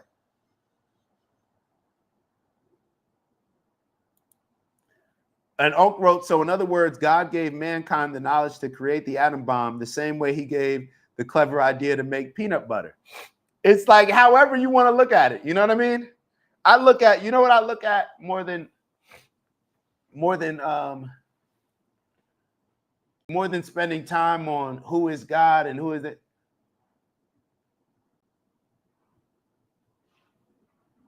And my God is the golden rule. That's why I always say my religion is the golden rule. My religion is summed up in the golden rule, treating others the way that I want to be treated. That's it. That's where it starts. That's where it ends. That would solve every single problem that we have. And what it also would do, it would demonstrate our connection to each other. If treating others the way that we want to treat, the way that we want to be treated, what does that do? That passes around an energy that not only focuses on ourselves, but focuses on how we interact with each other. And if everybody adopts that, what would end up happening in the world? We would achieve this greater peace. So that shows how connected we are to each other in my mind. Now, that may be completely wrong. Somebody tell me if it's wrong. I don't know. But that's my religion. I don't want to, just me personally, I can't. And hold on, let me see what Steve wrote. I believe in God of the Bible who provided a way of salvation through Jesus Christ. There are deep conversations that go way past this format to gain understanding. Steve, I'll be totally honest. That's what a lot of people say when it comes to the deep conversations that go way beyond this format. But then, and you're totally right. There are deep conversations that go way beyond this format. But is it a deep conversation to say that no God that we worship should ever condone slavery? Do we need a deeper conversation just to say that? Do we need a deeper conversation to say that, hey, you shouldn't be able to take over this group of people and have your way with their women? Do we need a deeper conversation in talking about God to say that it's wrong for it to be written in this Bible that you can beat your slave as long as they don't die on the next day? Do we need a deeper conversation for that? I understand we may need a deeper conversation on the overall concept of God, the creator, all these different things. But the things that I'm talking about are very specific. And this is the thing. I don't understand why we as a people can't sit here and say, yeah, I don't agree with that part of it. I don't agree with that part of it. I agree with this part of it. That's how I look at it. That's how I decide to look at it. I don't need to agree with an entire thing and accept an entire thing as pledging my allegiance to it. I want to learn from Buddhism. I want to learn from Christianity. I want to learn from this book. I want to learn from the book that I'm reading right now. I don't have that connection to anything to where I'm very secure in who I am. I don't need to pledge an allegiance to this. I don't need to do it.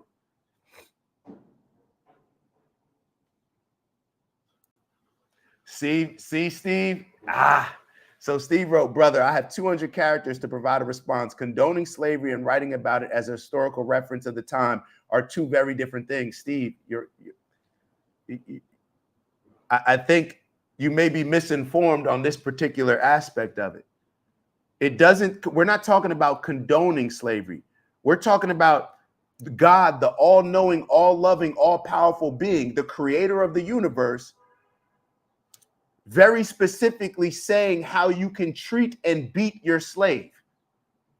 We're talking about a few different things here now, right?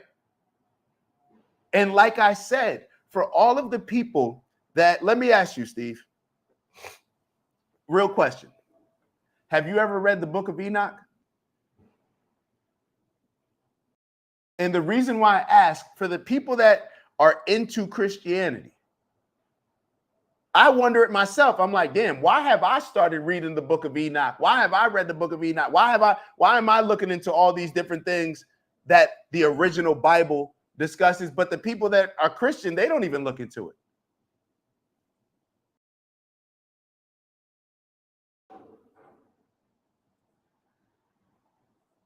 That's what I'm wondering. It's like, I don't see why Like, this is why I'm gonna give you a reason. This is why I don't pledge my allegiance to any religion, because you can't just come out and say something as simple as like, nah, whoever contributed that to the Bible, that's wrong. Whoever contributed that to the Bible, that's wrong. There's no way that any God that I align myself with would ever condone this. Here we are giving God less. If somebody condones slavery right now, if a human being condones slavery right now, we would look at them as a terrible person. I just spoke to people on the phone after the last show on Nick Fuentes. The things that are said in the Bible are worse than anything that Nick Fuentes has said. Matter of fact, they've served as the blueprint for people to enslave people, but we will get more upset and call out Nick Fuentes. But for whatever reason, because we have such a strong affiliation to Christianity and the Bible, we can't sit here and just call a spade a spade. We can't sit here and acknowledge that this King James version, that most of us have this Bible sitting in our homes, was rewritten conveniently right before Europe decided to conduct this slavery in America and use Christianity to enslave the minds of Black people and to drain them of their spirituality and instead to infuse them with Christianity. We can't just call a spade a spade.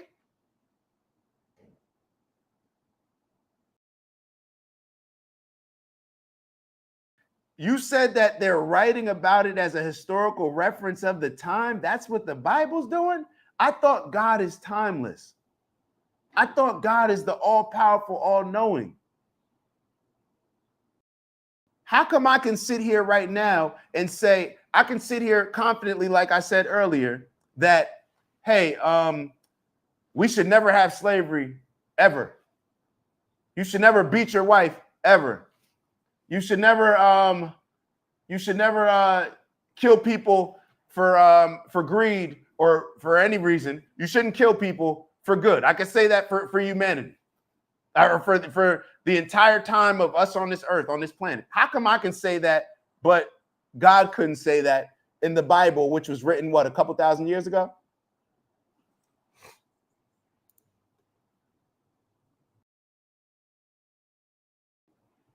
The context of the scripture in Exodus was written by Moses about the law at the time. Correct.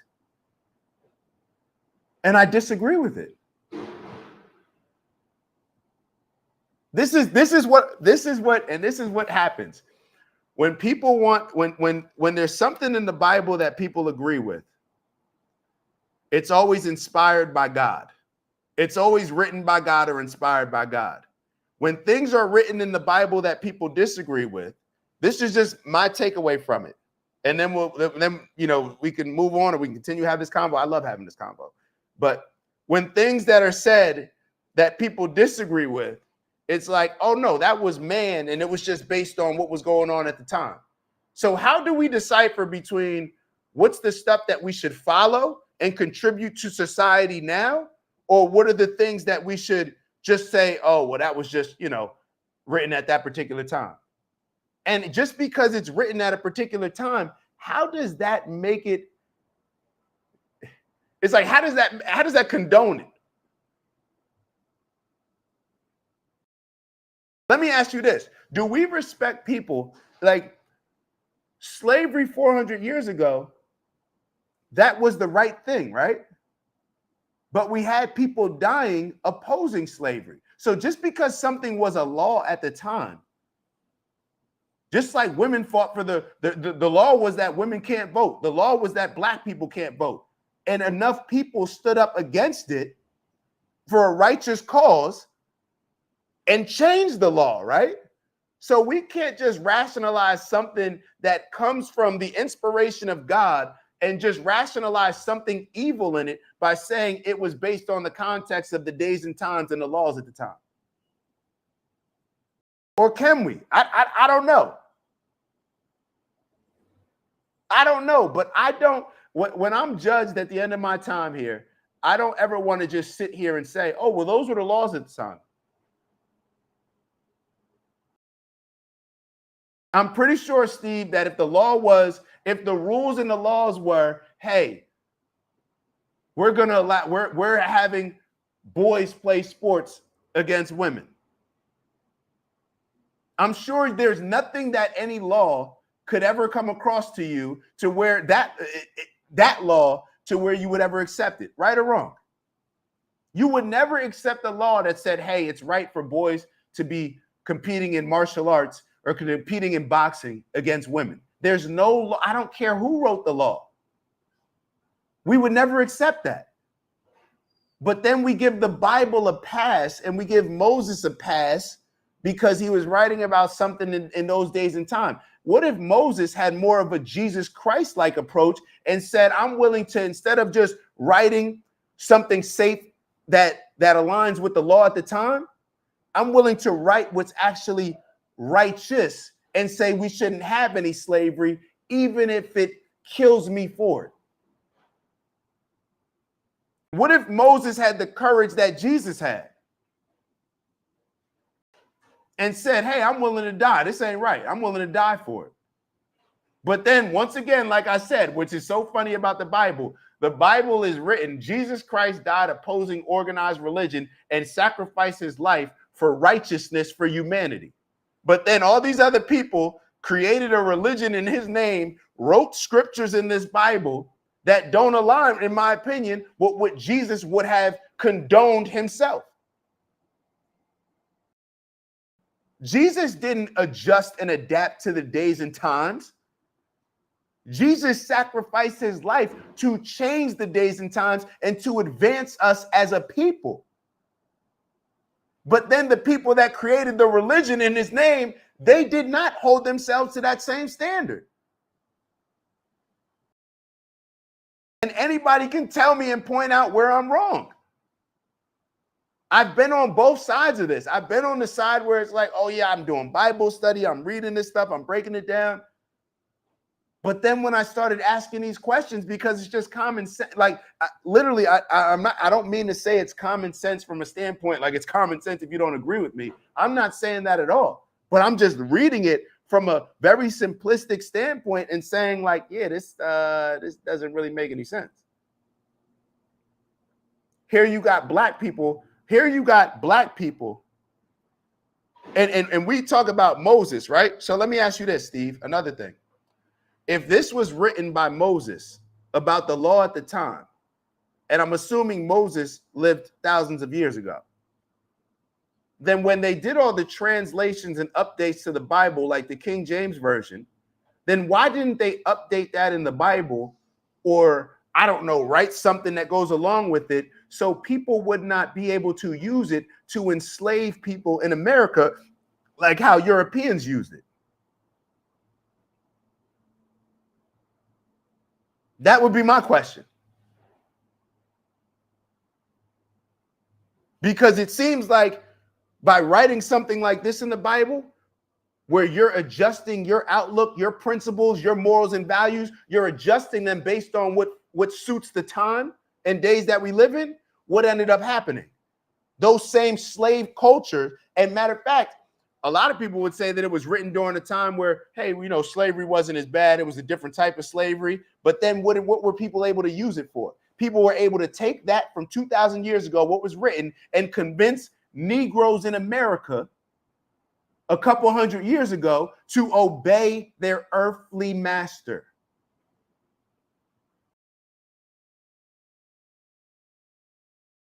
This was literally the book. They destroyed black people's spirituality, which destroyed our history, our connection with God, our connection with the source, our connection with all of these different things to have us in America as a lost people. And they gave us this Bible. What's the saying that they say when Europeans came to Africa? They say they gave them the Bible and then they took their something like that. I forget the saying that a lot of people read about. So if Exodus was written around 1500 BC, and look at the impact of it. Look at the impact of what Moses wrote in 1500 BC, because then people were in the 1700s, 1800s, 1600s using his same words to enslave black people in America.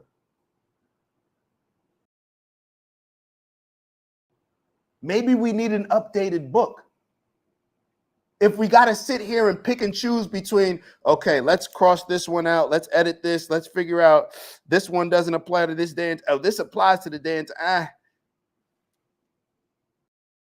most of the things that apply to the day and time, like if we just live based on that concept and embracing that, then things will never advance to a more positive place.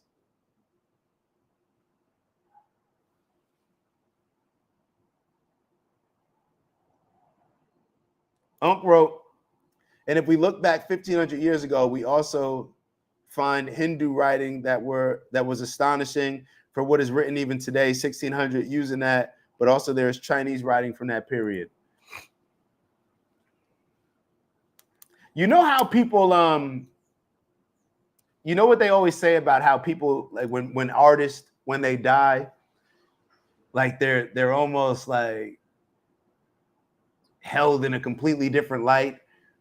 Or like with Kobe, when Kobe passed away, it's like, oh man, now it's almost like a mythical figure. Or when people die, they become famous. I think in a lot of ways, these people, whether it's Moses or whether it's any of these other people, what ends up happening is because these words were spoken so long ago, we act as if they're any different than the rest of us. We act as if they're any different than you, Steve, if you decided to write a book or if you decided to write something in an article about humanity right now. We hold, well, this is Moses. Like this was coming from, well, this is Jesus. Like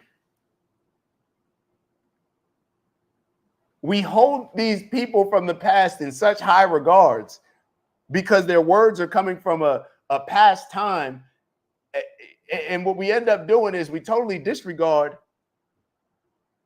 the people that are actually speaking about moving society in a positive place forward now at the expense of, well, I don't want to say anything bad about what was written in this Bible from 1500 BC.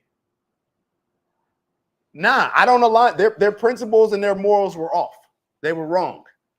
And I'm sure if you asked a slave during that time when Moses wrote that in the Bible, I'm sure a slave would have been able to tell him like, hey, I'd rather not be a slave.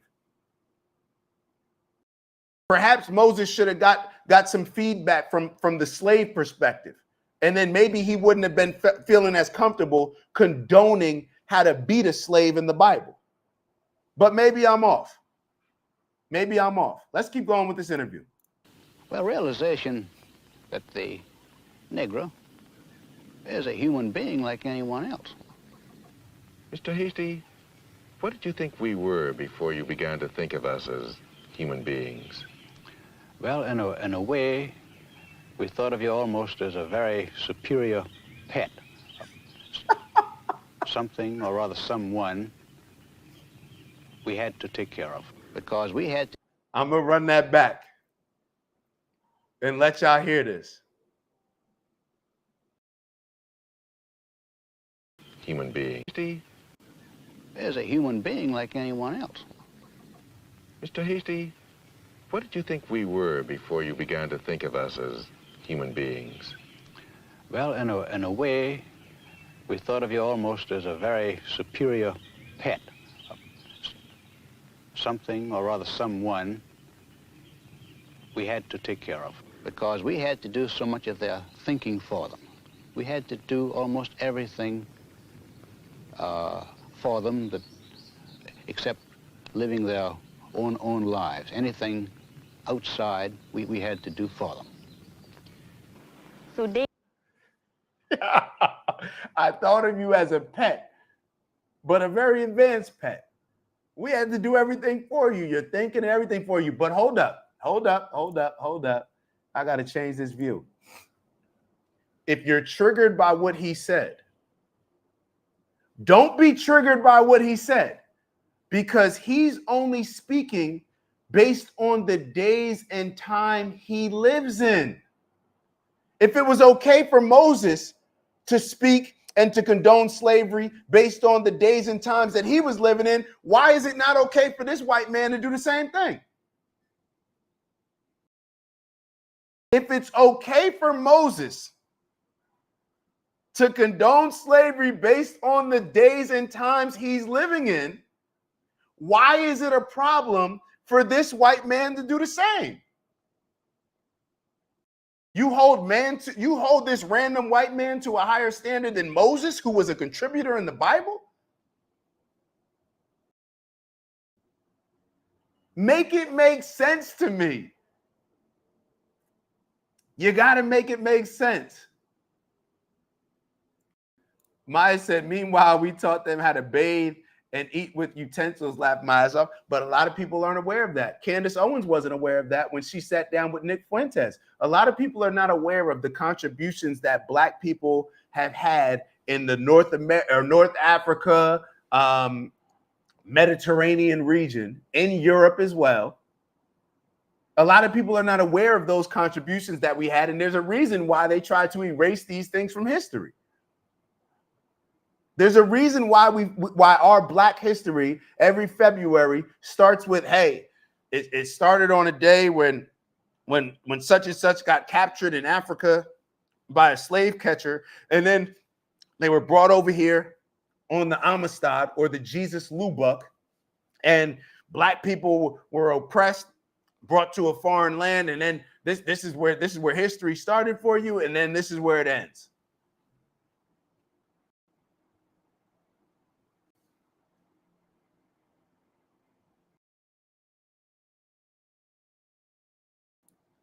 And Steve wrote, it sounds crazy, doesn't it? It doesn't sound crazy to me at all. If it doesn't sound crazy to me at all what he's saying. You want to know why it doesn't sound crazy to me at all? Because most people just do what we said that Moses was doing.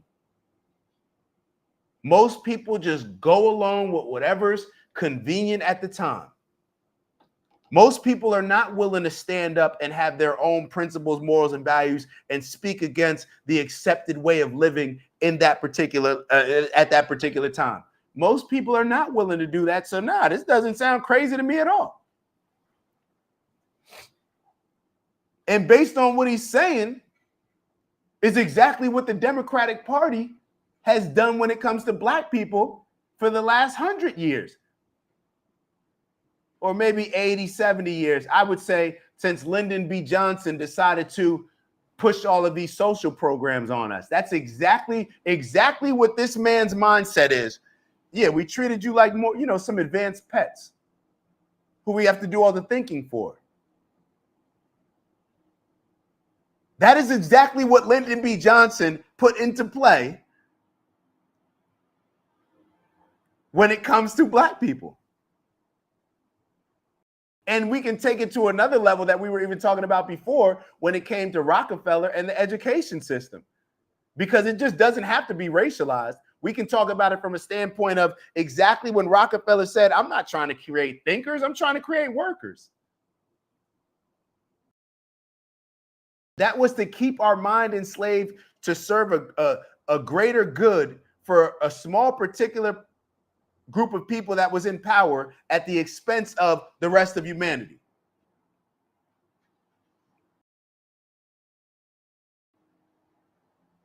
So this doesn't sound crazy to me at all.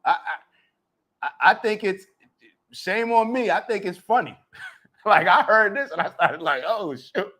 Like, dude just it just showed me how accepted it was. And think about, I'm not sure if people are paying attention to what he initially said when he was describing what the slave experience was. Hold on. Can I get a little help with the windows? It's a little loud in the back. But yeah.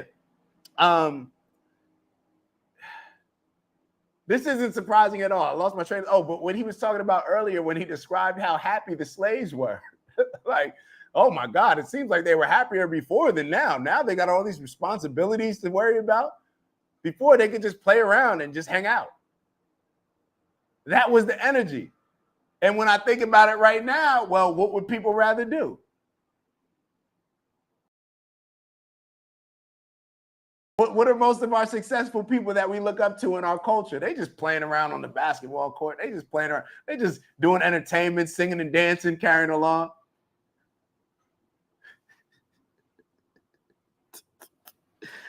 And let me be clear. The same way that I look at this white man is the same way that I look at Moses.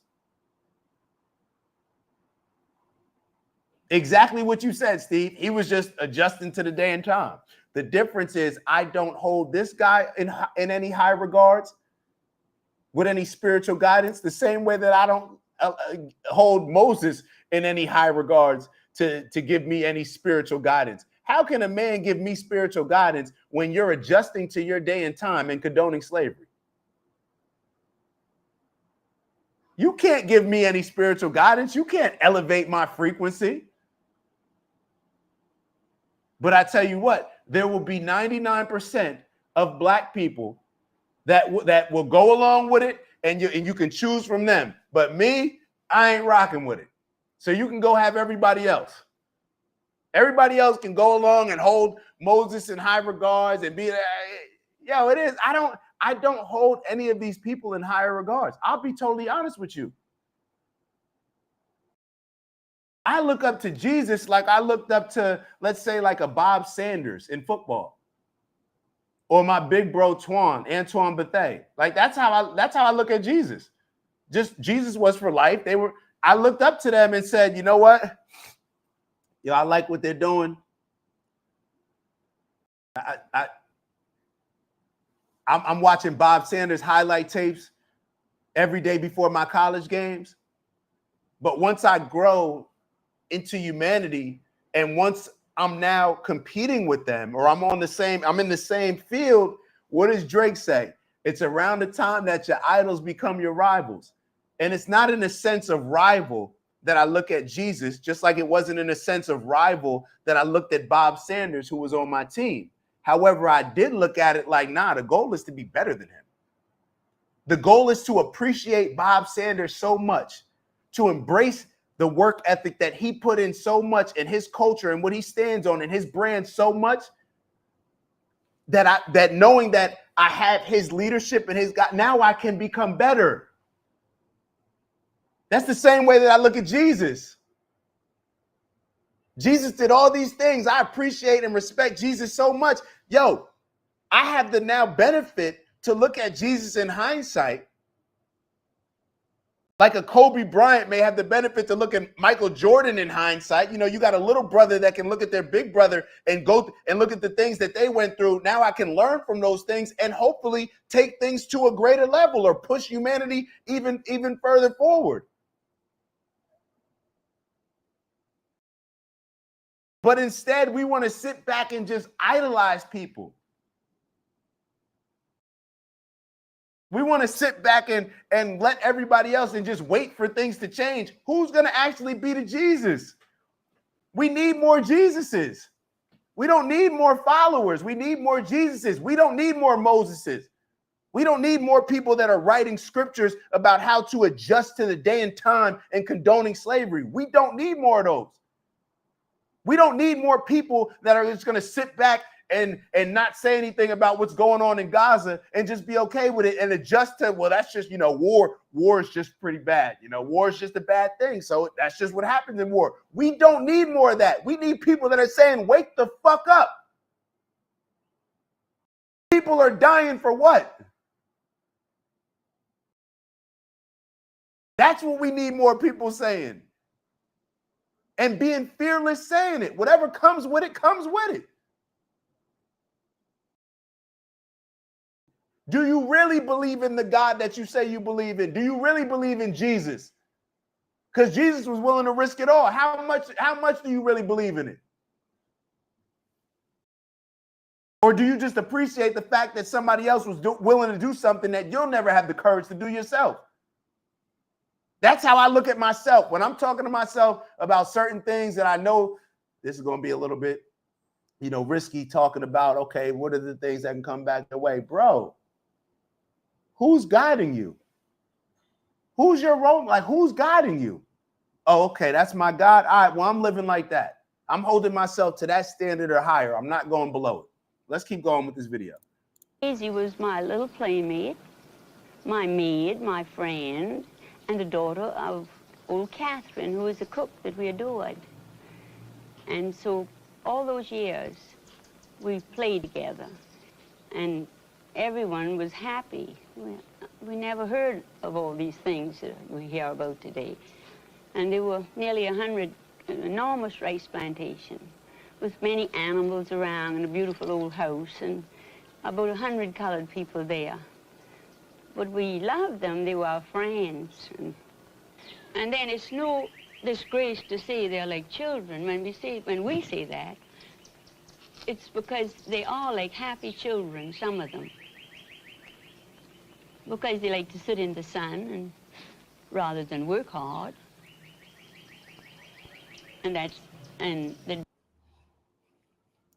They'd rather sit in the sun rather than work hard. Yeah. You know what's so wild about this and funny about this? This one is funny, Steve. You want to know why? It's because here we went from we went from doing the hard manual labor. And this woman saying that, basically saying like, yeah, they like to sit in the sun and be lazy rather than actually work like children. Fast forward to what it is right now. The laziness that we see. The laziness that comes with working harder to get handouts rather than doing for self. The laziness that can only create us being at the bottom of the society, unless you're just going to blame it on white supremacy or whatever other supremacy. And you can't even say white supremacy in America because, truth be told, a lot of I don't know what other people are doing. These other cultures are coming here doing a lot better financially. So I don't know if you want to say white supremacy, but it is what it is. However you deem it, cool. But it's funny how her ignorant take that I would say would be ignorant at the time, has it kind of come to fruition now? When I was having a conversation with somebody, hold on, hype me up, man. Let me give you, and people always say, well, what do you mean people being lazy right now? I was having a conversation and it reminded me of like some things that I've been seeing with like around the whole Umar conversation, whatever. So the conversation I was having after the last show when people were getting mad at Nick Fuentes, everything was blaming white people. Everything was blaming, well, we're this way. It's not the black culture that's the problem. It's poverty. Okay, well, black people are doing certain things or not doing certain things that keep us in poverty. Black people are relying on these social programs that create a crutch for us and handicap us and keep us in poverty. That's a black decision, right? Well, it's based on white people did this and it was structured in a certain.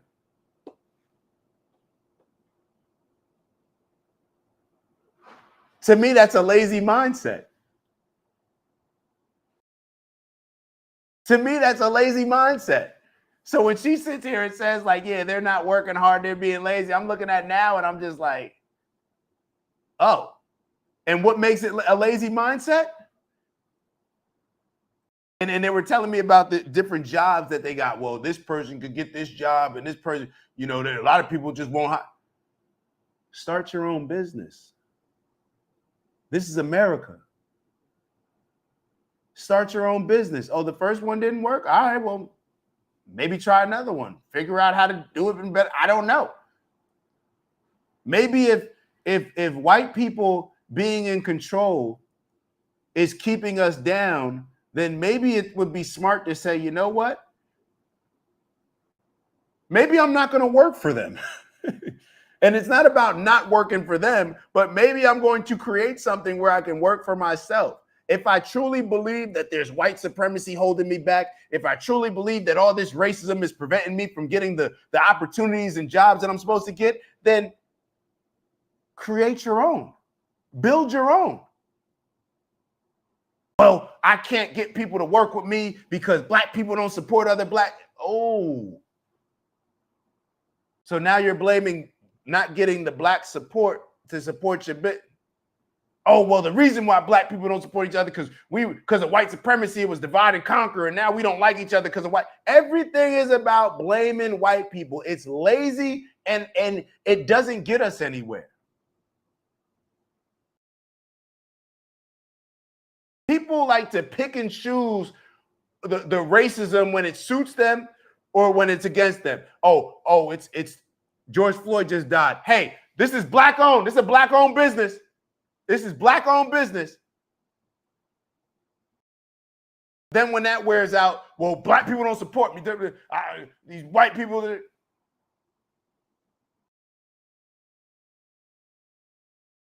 Let's keep going. Let's keep going. Let's keep going. Rather play than work.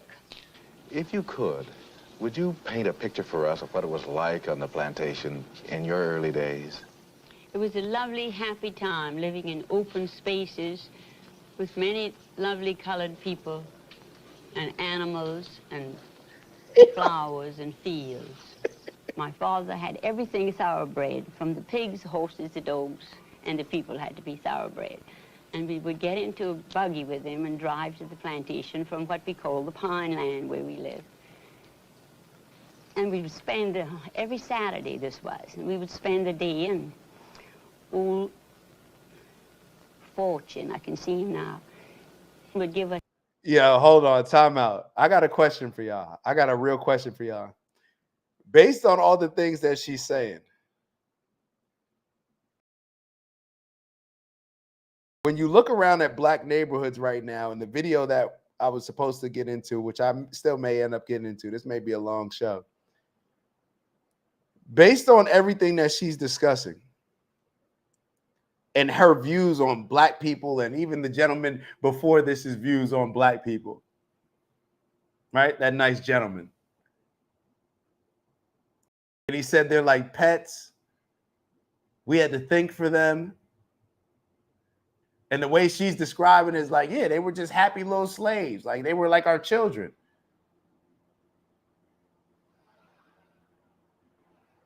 Based on how things are right now, is what she said, like, actually, has it come to fruition? Like if she said what she said, and let's say she's came back, or I assume she may have passed away or transitioned. She may be in heaven or hell right now, I guess. Who knows? But based on if she could look down or from wherever she's looking and see what's going on right now with blacks in America, what do you think she would say? She'd probably say, look at them. Look at them. Wherever there's a large concentration of them, look at them. Look at how they're acting. Perhaps she would be saying what Nick Fuentes is saying. I don't know, but she'd be looking at it and saying, "Look at it. They don't even know how to behave themselves. They're like animals. They're killing each other in Chicago. They got these gangs in LA, and oh well, the gang started off because it was Black Panthers, and originally they started off as doing after-school programs and providing free school lunch. Yeah, but it's not that now."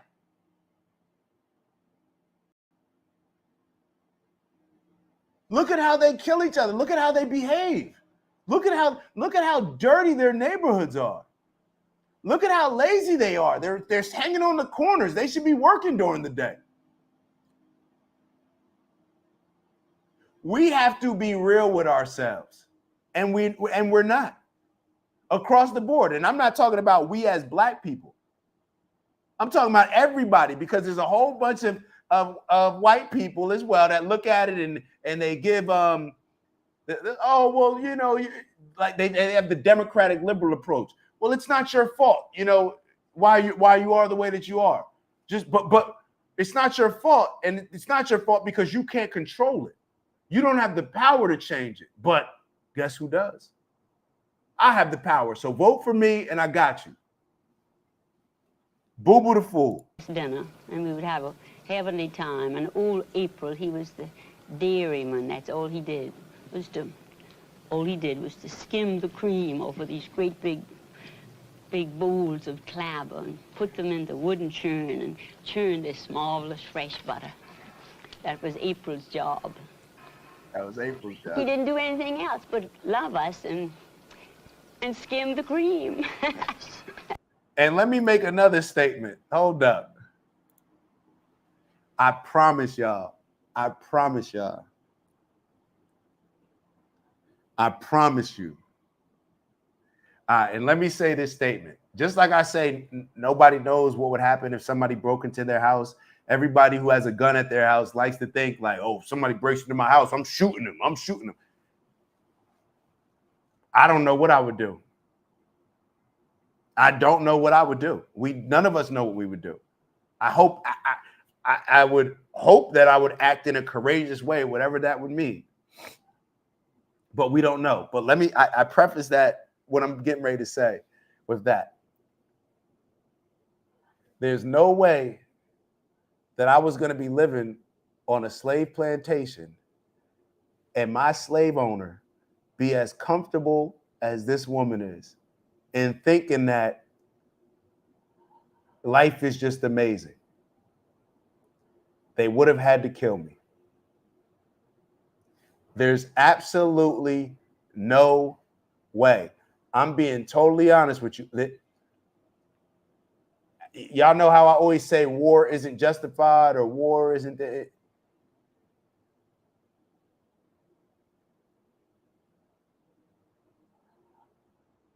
And thou shalt not kill, and killing is wrong. I believe very strongly.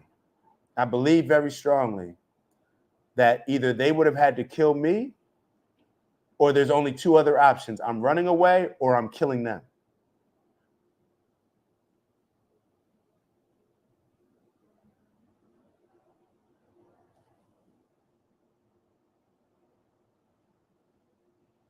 I'm not saying that it would have been right. What I'm saying is I wouldn't have cared if it would have been right. Now let me say this. Now, if I could have figured out a way to change this by using my mind to prevent, as much death as possible,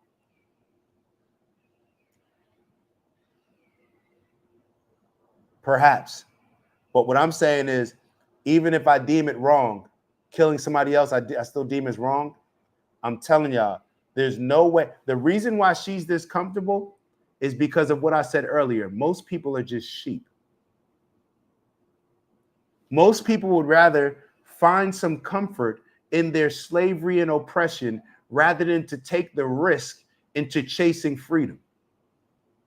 Most people would rather find comfort in their slavery and oppression than take the risk of going out and finding freedom. Now, how do I know that this is true? Because the same thing applies in our day-to-day life when everybody claims they want freedom and wants to work for themselves and they complain about their job, that they know that they are making more money for the company than they are receiving in what comes back to them in compensation. But the majority of us are too scared to go out on our own and go work for ourselves. Let's just be real. It's too many. It's too risky. It's too this. It's too that. And hey, know yourself. Figure it out. Whatever works best. Obviously, we're not talking about slave times here. But we have to adjust our minds into thinking with what was the accepted labor at that point in time. And when I say what was the accepted labor, I mean accepted by the majority of people who are sheep and will just go along and, like I said, want to find whatever comfort they can in their slavery and oppression rather than take the risk that comes with fighting for freedom.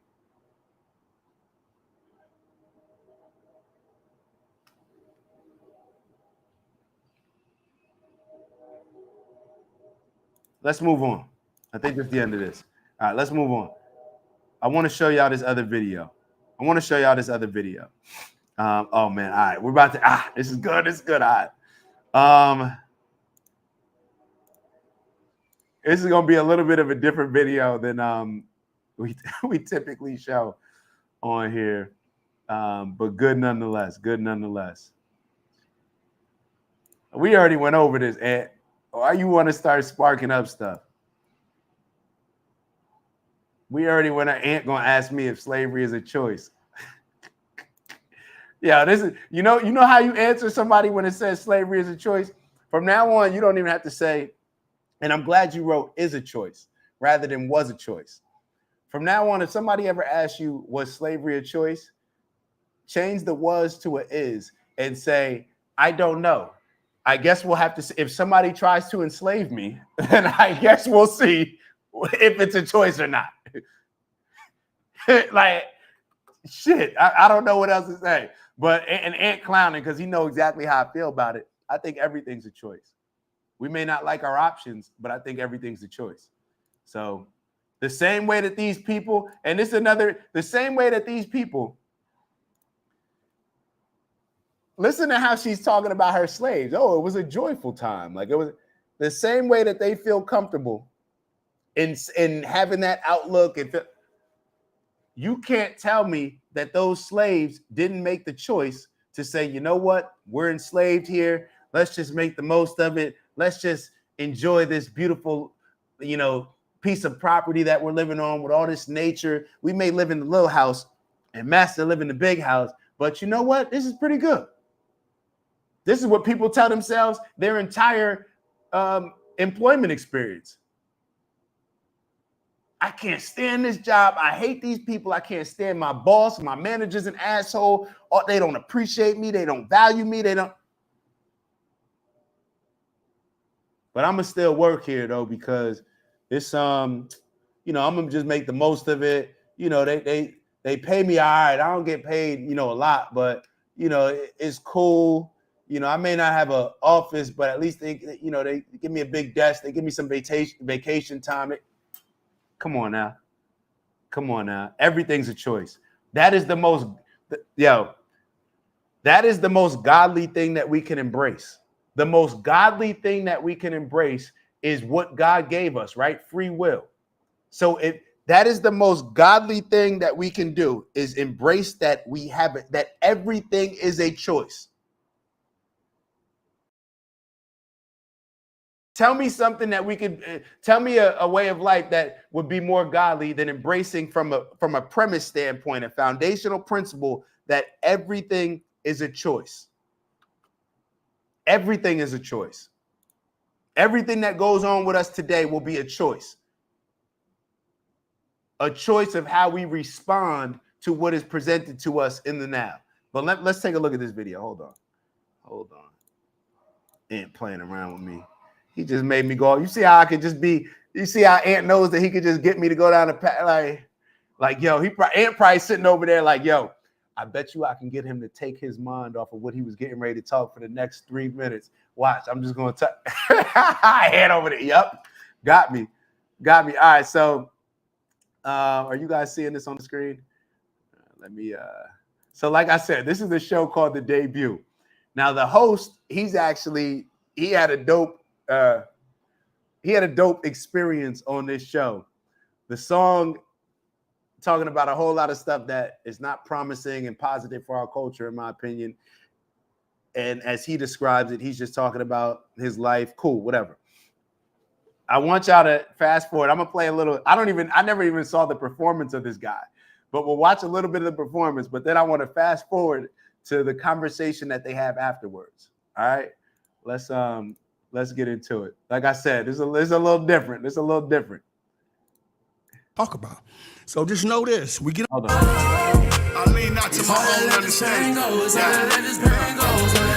I'ma miss you and I swear I hurts to miss it. Regretting all them times that I missed those family visits. Sliding off in traffic, taking shots until I'm dizzy. This world is on my shoulders and I'm convinced they wanna clip me. The present state of mind, he shot himself soon as suicide. Talking to his sister heartbroken, feeling mortified. I should been there when they took that bullet, I respect. Your daughter forever miss you, we gon' miss you till we next. The rumors in the pain and all the games that played against me. Loved by a few, but feel hated in my city. With attention to my Savior, Jesus Christ. Sometimes I feel defeated and feeling judged on how I'm feeling. They criticize my legacy and we was all friends. I would have died beyond a hoe, but Easy, baby.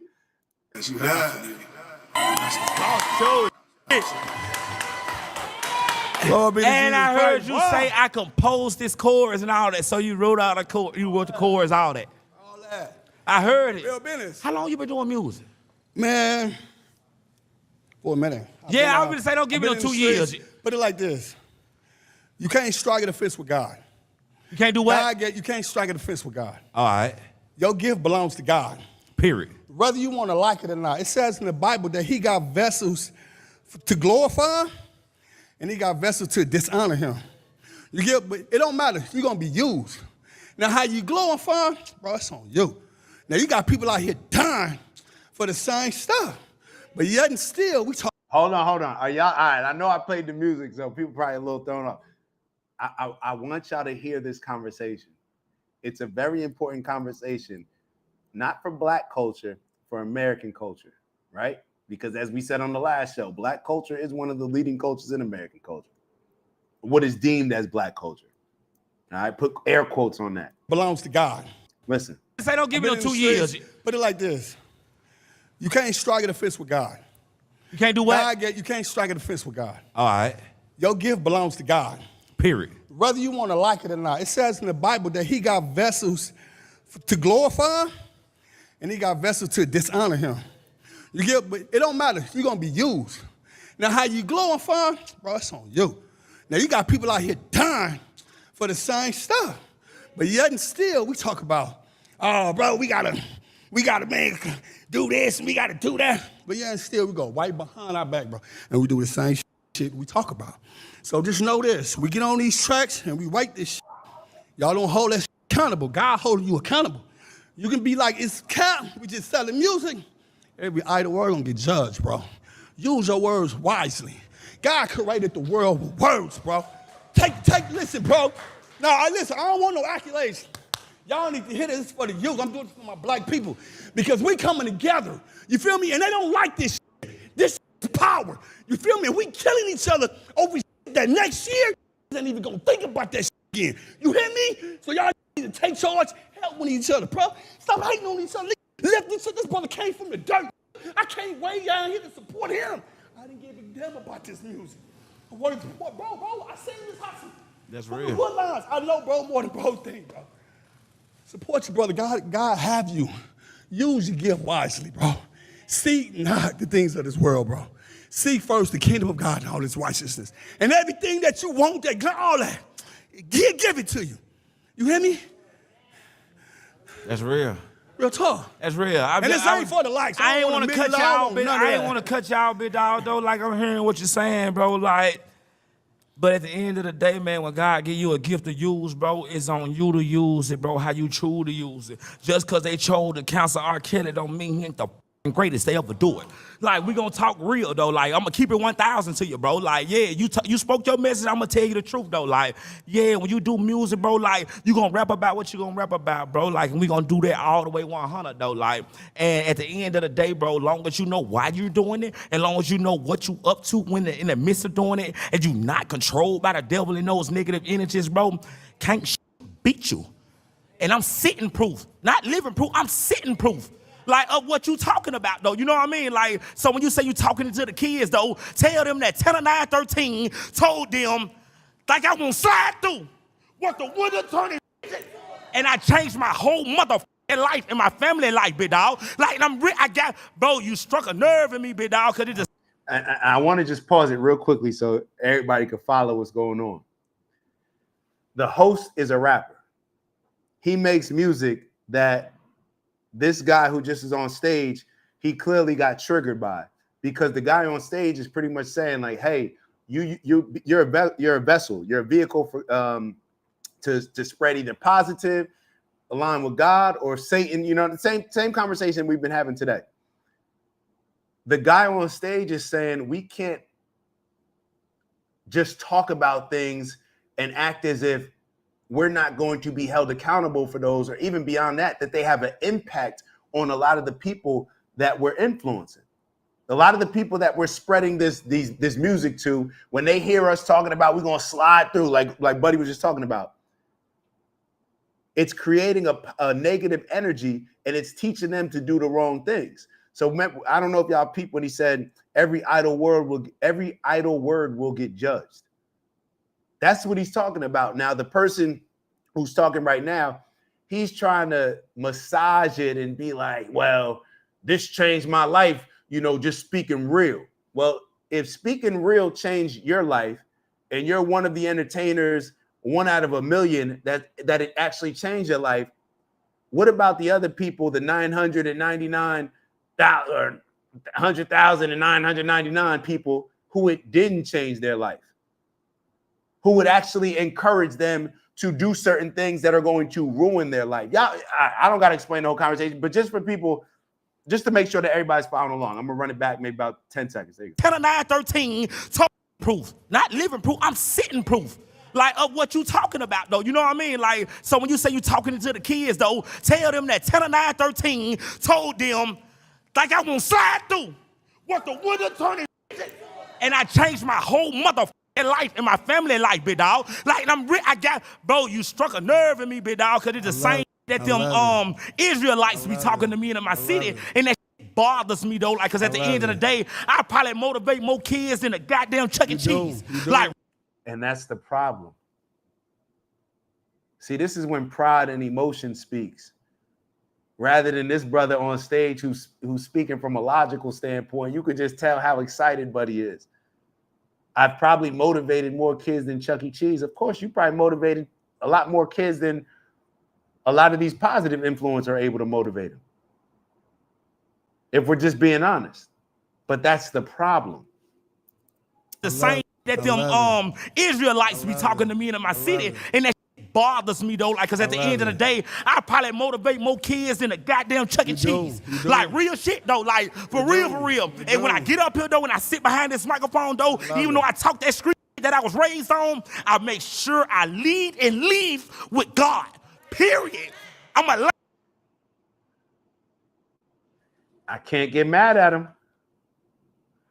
As much as I wanted to sit here and my first response is like, bro, you're not leading with God. Like, what are you talking about? Talking about you going to slide through, kill ops, all the type of stuff that hip hop music represents, drill music, all that type of stuff. You're not leading with God. But then I think back to what Moses wrote in 1500 BC. And he was just adjusting to the day and time that he lives in, right? So I got to give this man the same level of grace and hold him in the same regard and give him the same level of respect that we would give Moses, because he's just adjusting to his day and time. Now he's going to be the popular voice, right? While this other brother on stage, because his music may not be talking about the same thing that gets the same level of attention. So now he's not going to be heard. So this goes back to that same conversation of whether or not slavery was a choice, whether or not we have choices. Well, ask Nat Turner. Ask Nat Turner if slavery was a choice. Ask the people who decided to die by risking their life to run away, or by risking their lives and fighting against their slaveholder, if it was a choice. Don't ask the people that just survived it. Think about those other people. So just like we give Moses credit and hold him in high regards and say that, oh, he was just adjusting to the day and time of that generation, or that day and time of 1500 BC, do we not think that there was anybody in 1500 BC that was sitting around saying like, yeah, this slavery thing doesn't seem right? But because Moses decided to not go against the day and time, and he just decided to say, hey, I'm going to go along with the powers that be. We're writing this Bible. We're putting this religion together. Therefore, I don't want to, ruffle any feathers. I saw what happened to Jesus. Not going that route. All of this stuff replays itself. So I can't get mad at this young man for saying that his music is led by God, because Moses, and when he wrote in Exodus in 1500 BC, they were writing that Bible saying that it was led and inspired by God. So if I call him out, I got to call Moses out. And I call both out. But what I'm on, and I call myself out for condoning and perhaps promoting some of his music, because I'll be honest, I got to be honest. I got to call myself out. His first song, like his music that he put out, his first song, like I put it on the back of I put it on one of my Instagram posts. It was inspiring, especially hearing his story. But that doesn't mean that just because it inspires me or makes me feel a type of way or makes me feel good about working out or whatnot, and it wasn't even a workout type of thing, that what inspired me about him is more so just his story and his energy and his passion. It made me become a fan of him. But I also have to acknowledge the impact that it makes for everybody else. I got to hold myself accountable. Lead and leave with God, period. I'm aligned with what I'm on, so you can't stop nobody from what they doing, bro. Like, at the end of the day, bro, if you're going to send a message, bro, make sure you got something to sell with that same message, though, because I bought the music. I bought the hell out the music, gang. But what you said after that, though, it was very judgmental, and ain't no singing greater than the next. So if you... Very judgmental. Think about the things that no sinner is greater than the next. These are the same things that when I have conversations about religion, it comes up. Like, I'm being judgmental of the let's keep going. Want to talk about God? No, like I'm talking about, I'm talking about to everybody. Like I'm talking about everybody, because everybody got up here and rap street. Everybody come up here and rap street. Yeah. So you can't condemn nobody's heart, bro. Right. Like, I'm being real with you, bro. Like, because you really trying to stop people from doing what God gave. A lot of people ain't never set foot in the church. God is not going to judge those people that don't know him. He's not going to judge nobody that don't know him. So you can't give nobody that. Now, I didn't stop you while you talk. I didn't stop you while you talk, big dog. I didn't, because I wanted to make sure you pledged your case. And I'm pleading mine right now, bro. At the end of the day, bro, when God give you a gift, bro, long as you know what you doing while you doing it, he gonna bless you. And I'm living proof. It sounds very captivating, but it's ignorant. I'm living proof, bro. That's really touching something in me, because you said I'm talking to the kids. The kids. I don't give a fuck, nigga. At the end of the day, kids, listen to me, bro. Don't let nobody tell you what the you can and can't do. If you want to go out here and be Donald Trump, bro, if you want to go out here and be the leader of an orchestra, if you want to go out here and be a police nigga and you grew up a gang member, nigga, you do what the fuck you supposed to do for you and yours, bro, to change generational curses and break generational wealth, bro. That's what it all boils down. You see Shorty in the back celebrating it. This is what happens. And think about how the energy shifted. When that brother was up there speaking, they were rocking with it, right? But then when the leader, the other leader, decided to say something, now they all rocking with what he's saying. Too, bro, like, and God gonna judge your heart. He don't judge your actions. So when Nick Fuentes said, "Are there any more real niggas left?" Who's the real one in this?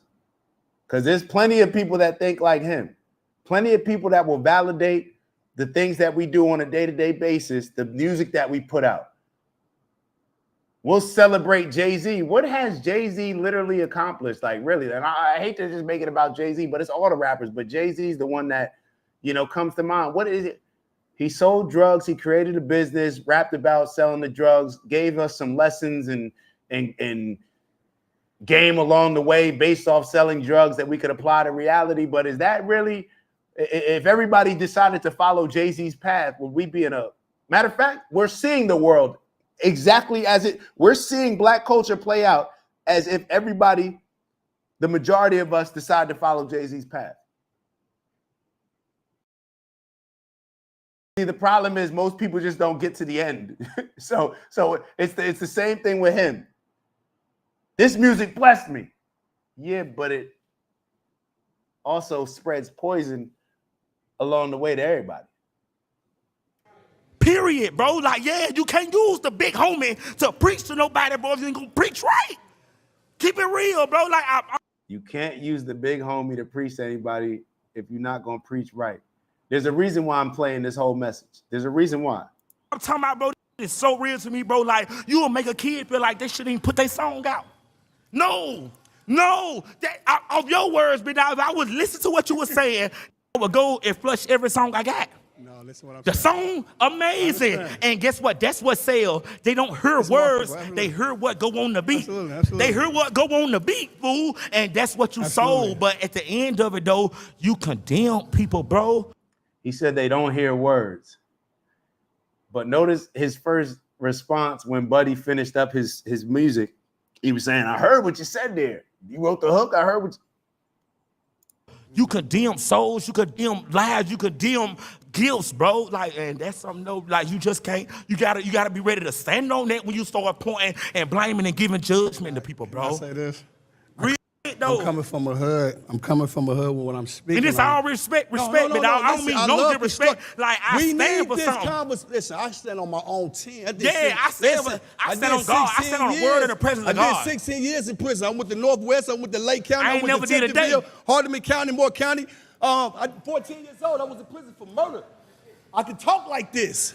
Let me speak. The only thing I'm saying is this. I'm speaking from experience.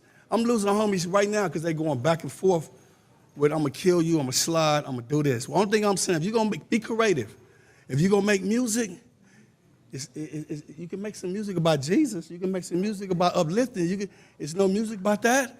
Only thing I'm saying is this here. I'm losing, and I'm seeing people die from this. So if we perpetuate this content because we making money. Music don't kill people, kill people. Listen, we can't be rich towards the world. We can't be rich towards the world more than we towards God. China, God saves you, bro. He uplifted you, bro. I respect you. He used me. I'm a vessel, bit dog. Like, yeah. Like, and I ain't even up here to argue back and forth with you, bro. Like, yeah, I'm just speaking for the babies, bro, that you was talking to. It's not an argument. Would you tell your son to slide? I ain't told my son. I'm just asking a question. I'm listening. Don't use that then, because I don't tell my son, bro. I tell my son. God bless him. Y'all remember when Cardi B was talking about her music, and she said that she would never let her daughter listen to her music? We got to pay attention, man. We got to pay attention. So this next video, this is why when we look around at Black culture and Black inner cities, perhaps this is why it triggers Tana, the host of the show, and why the things that Nick Fuentes says triggers a lot of Black people. But perhaps we should ask ourselves, should we be more triggered by that? People calling it out? People saying like, yo, you got to use your words wisely.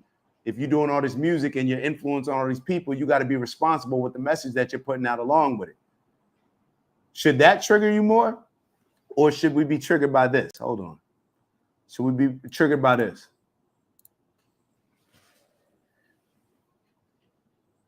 So now oh no, we can't do that. No, you just gotta find somewhere else to park. Who the is you talking to? You feel me? Like, who the is you talking to for real, even talking like that?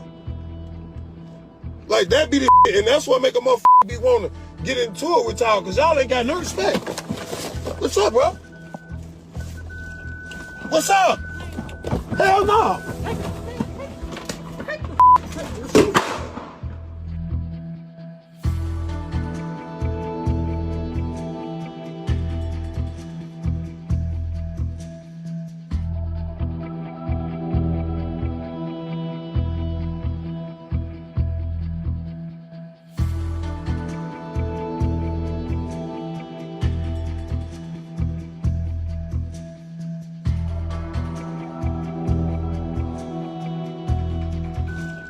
What's up?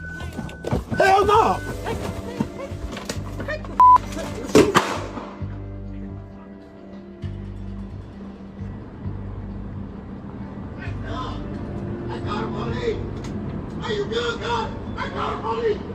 They calling them now, bro. I got money. I got money. I got money, man.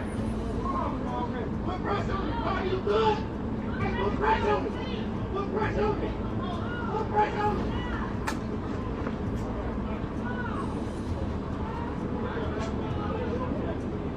Hold on. Talk to me. Talk to me. Talk to me. Talk to me. Talk to me. Talk to me. Talk to me.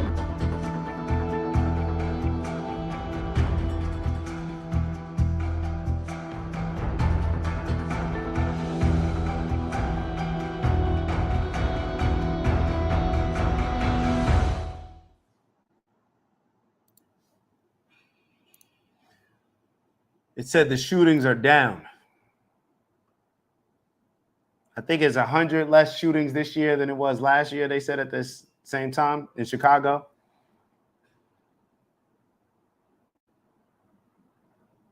What's the reason why I played that video?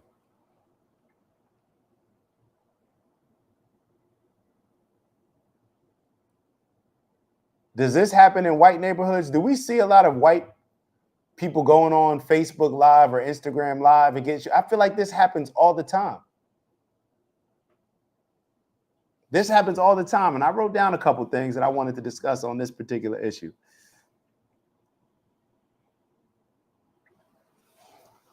I want to ask ourselves, who's responsible for changing the situation of Black people in America?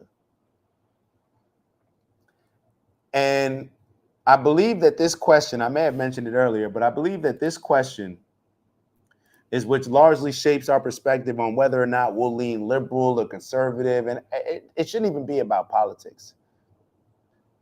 The reason why politics play a certain part is because it's more so of addressing the problem. First, let's identify the problem. Now let's figure out how to solve the problem. And that's where politics usually comes in, because in our minds, we feel like we have to vote a certain way in order to change the outcome of what goes on in our communities and our lives, rather than just perhaps us taking responsibility and ownership over it. And when I go back to that question, when it says who's responsible for changing Black people's situations, it is on Black people. But see, the way that I look at things now, where I told y'all, I'm focusing on the oneness of all of us. White people, come on, it's on you as well. I look at it as if you either contributed to it or if you can help change it, then why would you not want to take accountability and responsibility into helping out? Some people may say that people contributed to it by paying the artists, right? The people who own the companies. Cool. Now, let me be very clear. Y'all know how I feel. For me, I prioritize the people who I think need to take it the most seriously and do something about it are the people that it's impacting the most in the most vicious way. Now, we can sit here and say, well, it impacts all of us because we're all living in these same. Cool. Well, then let's all of us figure out a way to solve it. But everything that a Nick Fuentes speaks on, everything that we hear certain activists calling out, like that or a rapper calling out like we did in the last video. Are we going to make the mistake of adjusting to the days and times that we live in? Or are we going to be very intentional about moving things in a positive place for the future, for our next generations? Because you heard what happened in the end of the last video when he said, well, are you going to tell your son to do this? Because you're telling other people's sons to do it. Now, he didn't say the last part. He said, are you going to tell your son to do this? Are you promoting this message to your son? And he got very triggered and upset. There's a reason behind that. Everything that goes on, everything that we tolerate, everything that we condone, everything that we don't fix right now in this generation of right now, we're leaving and passing along to the next generation to fix or to face as problems, and then to put it on them to create their own solutions and to figure things out.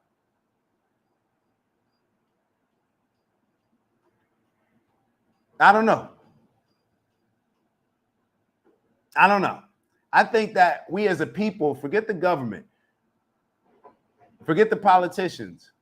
We as a people need to do better, just overall, just moving things in a more positive place. And I think that the only way that we're going to accept responsibility is acknowledging that we have the power to change it in the first place.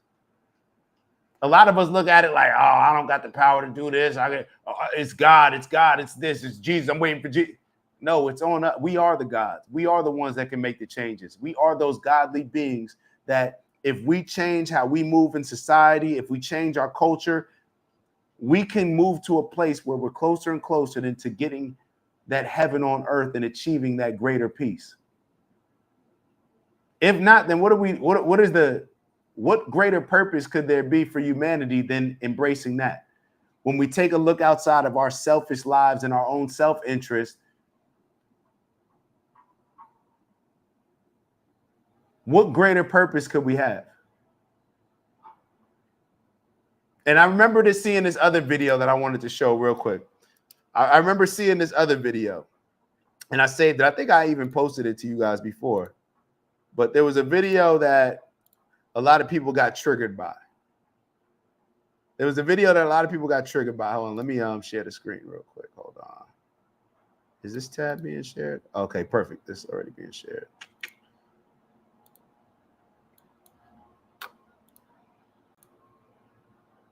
A lot of people didn't like this. In the history of race relations in the United States, there was injustice on both sides, without question. I'm not here trying to say the KKK should be lionized or something like that. Nothing close to it. I'm not saying that slavery is defensible. I'm a Catholic. Of course, I don't believe that. But it is to say, of course, that in the long history of race relations, and there is the Hatfield and McCoy's cycle of vengeance on both sides, there's bound to be injustice. There's bound to be senseless violence. But we're taught a story that whites are the problem. Whites are the perpetrators. Blacks are the victims. Whites have evil in our DNA. Whites by genetics are killers and oppressors, and blacks are innocent. And this has colored our way of thinking, and it's informed the way our society is structured today. But we have to undo that thinking and think about what kind of society we want to live in. And I will tell you this as plainly as possible. I don't want to live around black people. I just don't. It would be irresponsible if I had a wife and kids to live near black people. It just would be.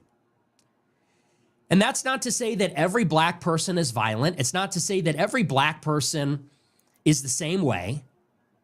But we watch the news. We read the papers. When you drive downtown in Chicago, you know who you got to look out for and worry about when you're thinking about whether you're going to get carjacked, when you're worried about catching a stray bullet, when you're worried about who's going to pull up on the side of the road and literally shove a rifle in your face and steal your iPhone or shoot you point blank, execution style, in Lincoln Park. We know who's doing it. I don't want to live near them. I don't want to be near them. They make me nervous. That's a survival instinct.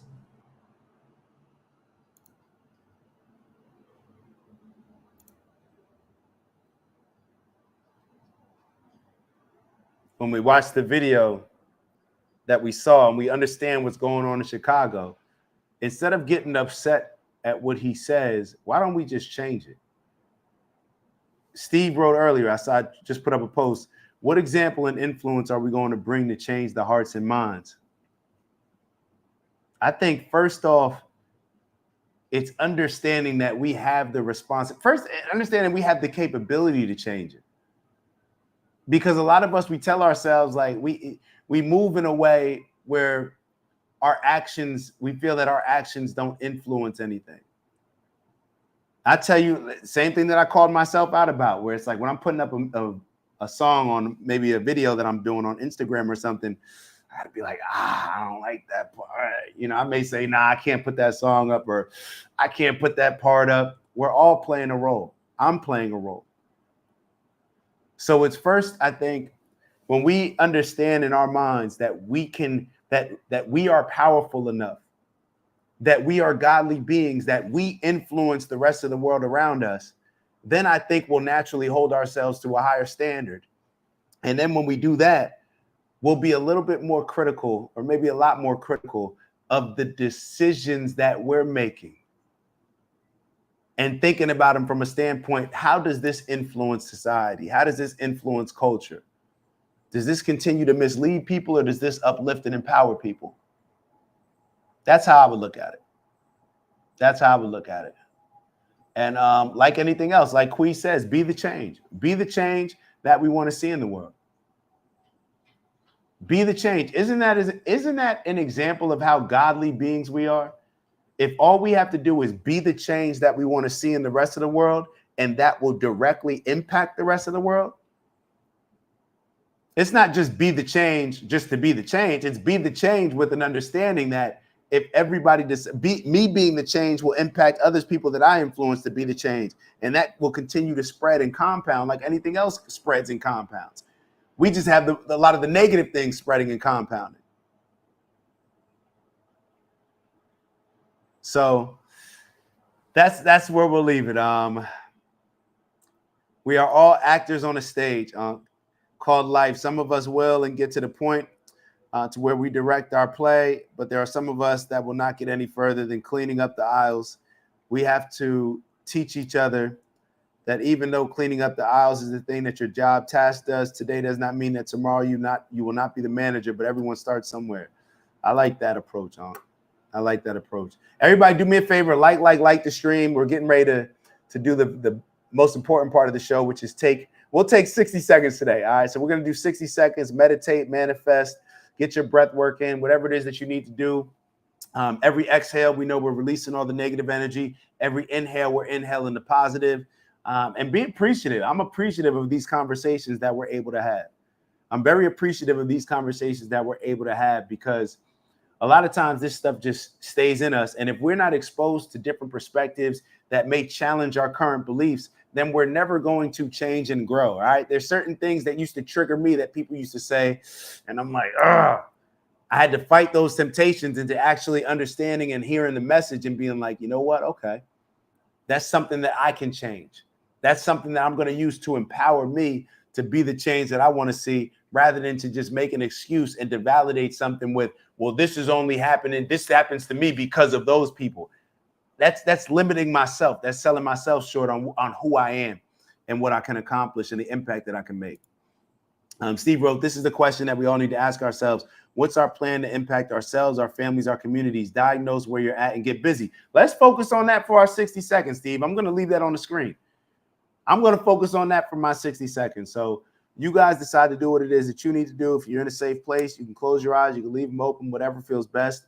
But I'm going to focus on what Steve just said. I know that in the beginning of every week, we set out to make this our greatest week ever, but let's be a little bit more specific. I'm going to be a little bit more specific and meditate on what Steve just wrote. All right, everybody, we'll begin now. Remember, every exhale the negative, every inhale is positive. Ready, go.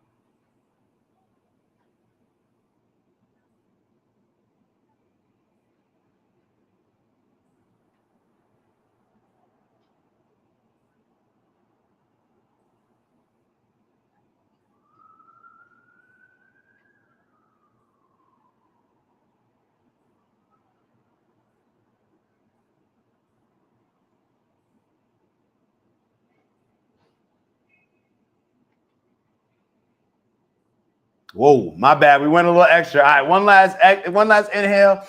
Inhale in the positive, exhale in the negative. Getting the rest of that. Getting that last bit. One more time. Getting that last bit of all negative energy we're getting out of us. Inhale, exhale, getting that last bit. Steve had me pondering. All right, so I thought about Steve's question, and I know the things that I got to commit to.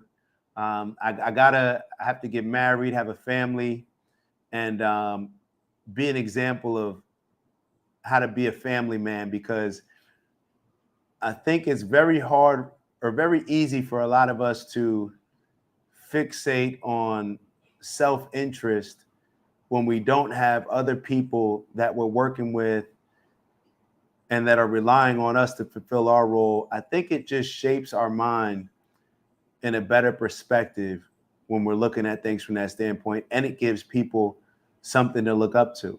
All right, we got to make families cool again. That's what we got to make families cool again. So therefore, we can, have more and more people that strive to have that rather than striving to have a lot of the other things that may come with some more material success in a shorter period of time. But overall, understanding what our priorities are and what we need to be focusing on and what's the purpose. All right. What's the personal legend that we always talk about and the impact that we're going to make. So y'all know we come here to do elevate on purpose, both from an intentional standpoint, raising our standards to become the best leaders we can become in our communities, our tribes, our villages, our families, our relationships that are needed now more than ever, and challenging ourselves to grow into the people that we need to grow into and constantly growing into, to communicate better, to accomplish better goals, to have the confidence to set out for greater goals, and to make sure that we are willing to make those sacrifices that are going to come along with achieving those goals. And a lot of those sacrifices are going to be focused on the things that we say are in our bag. But before we get to the bag, of course, we have to reiterate strength and honor in everything that we do. And we're always focused onward and upward, positive trajectory. Now, getting to that bag, the bag, for those that don't know, all the things that align with making sure that you're doing the right things on a day-to-day basis, an hourly basis, a weekly basis, a monthly basis, a yearly basis, that are going to make sure that we're living in our purpose as we strive for purposeful abundance and making sure that we're on the right trajectory. All right. We want to get to our purpose as fast and efficiently as possible. There's enough things that are going to come our way along the journey already, even if we're taking the direct approach, that we'll have to deal with rather than creating challenges that can be unavoidable or can be avoidable. So the things that are in my bag: peace, love, happiness, health, wealth, and integrity. When people do this, I feel like they're lying. So let me do that again. What's in my bag? Peace, love, happiness, health, wealth, and integrity. And what we've added to that is balance. All right. Having the right level of balance that's going to allow us to have these conversations. All right. So on that, what does Steve wrote? Make families great again. Hey, Steve, we got like 3 hats we got to do together by now. We got like 3 hats that we got to do by now, but that would be a dope one. Make families great again. One love, always, family. Appreciate y'all. Love y'all. It's always a pleasure. And I do not take it for granted that, you all are willing and able to have these conversations with me, even when we may not agree on it. That's what's the beauty of all this stuff. And as a friend told me last week, as a brother told me last week, who I felt that I should have been more direct in having a conversation with and expressing my opinions on certain things. He told me, like, look, man, we'll never lose our brotherhood based on being willing to talk about things. It's when we're not willing to have those conversations. So on that note, love y'all, appreciate y'all. And I'll see you. You have a good one. And everybody just have a good one. Everybody have a good one. And I'll see y'all later this week. I'll see y'all Wednesday evening. Got to stand on it. All right. I'll see y'all soon. Ew.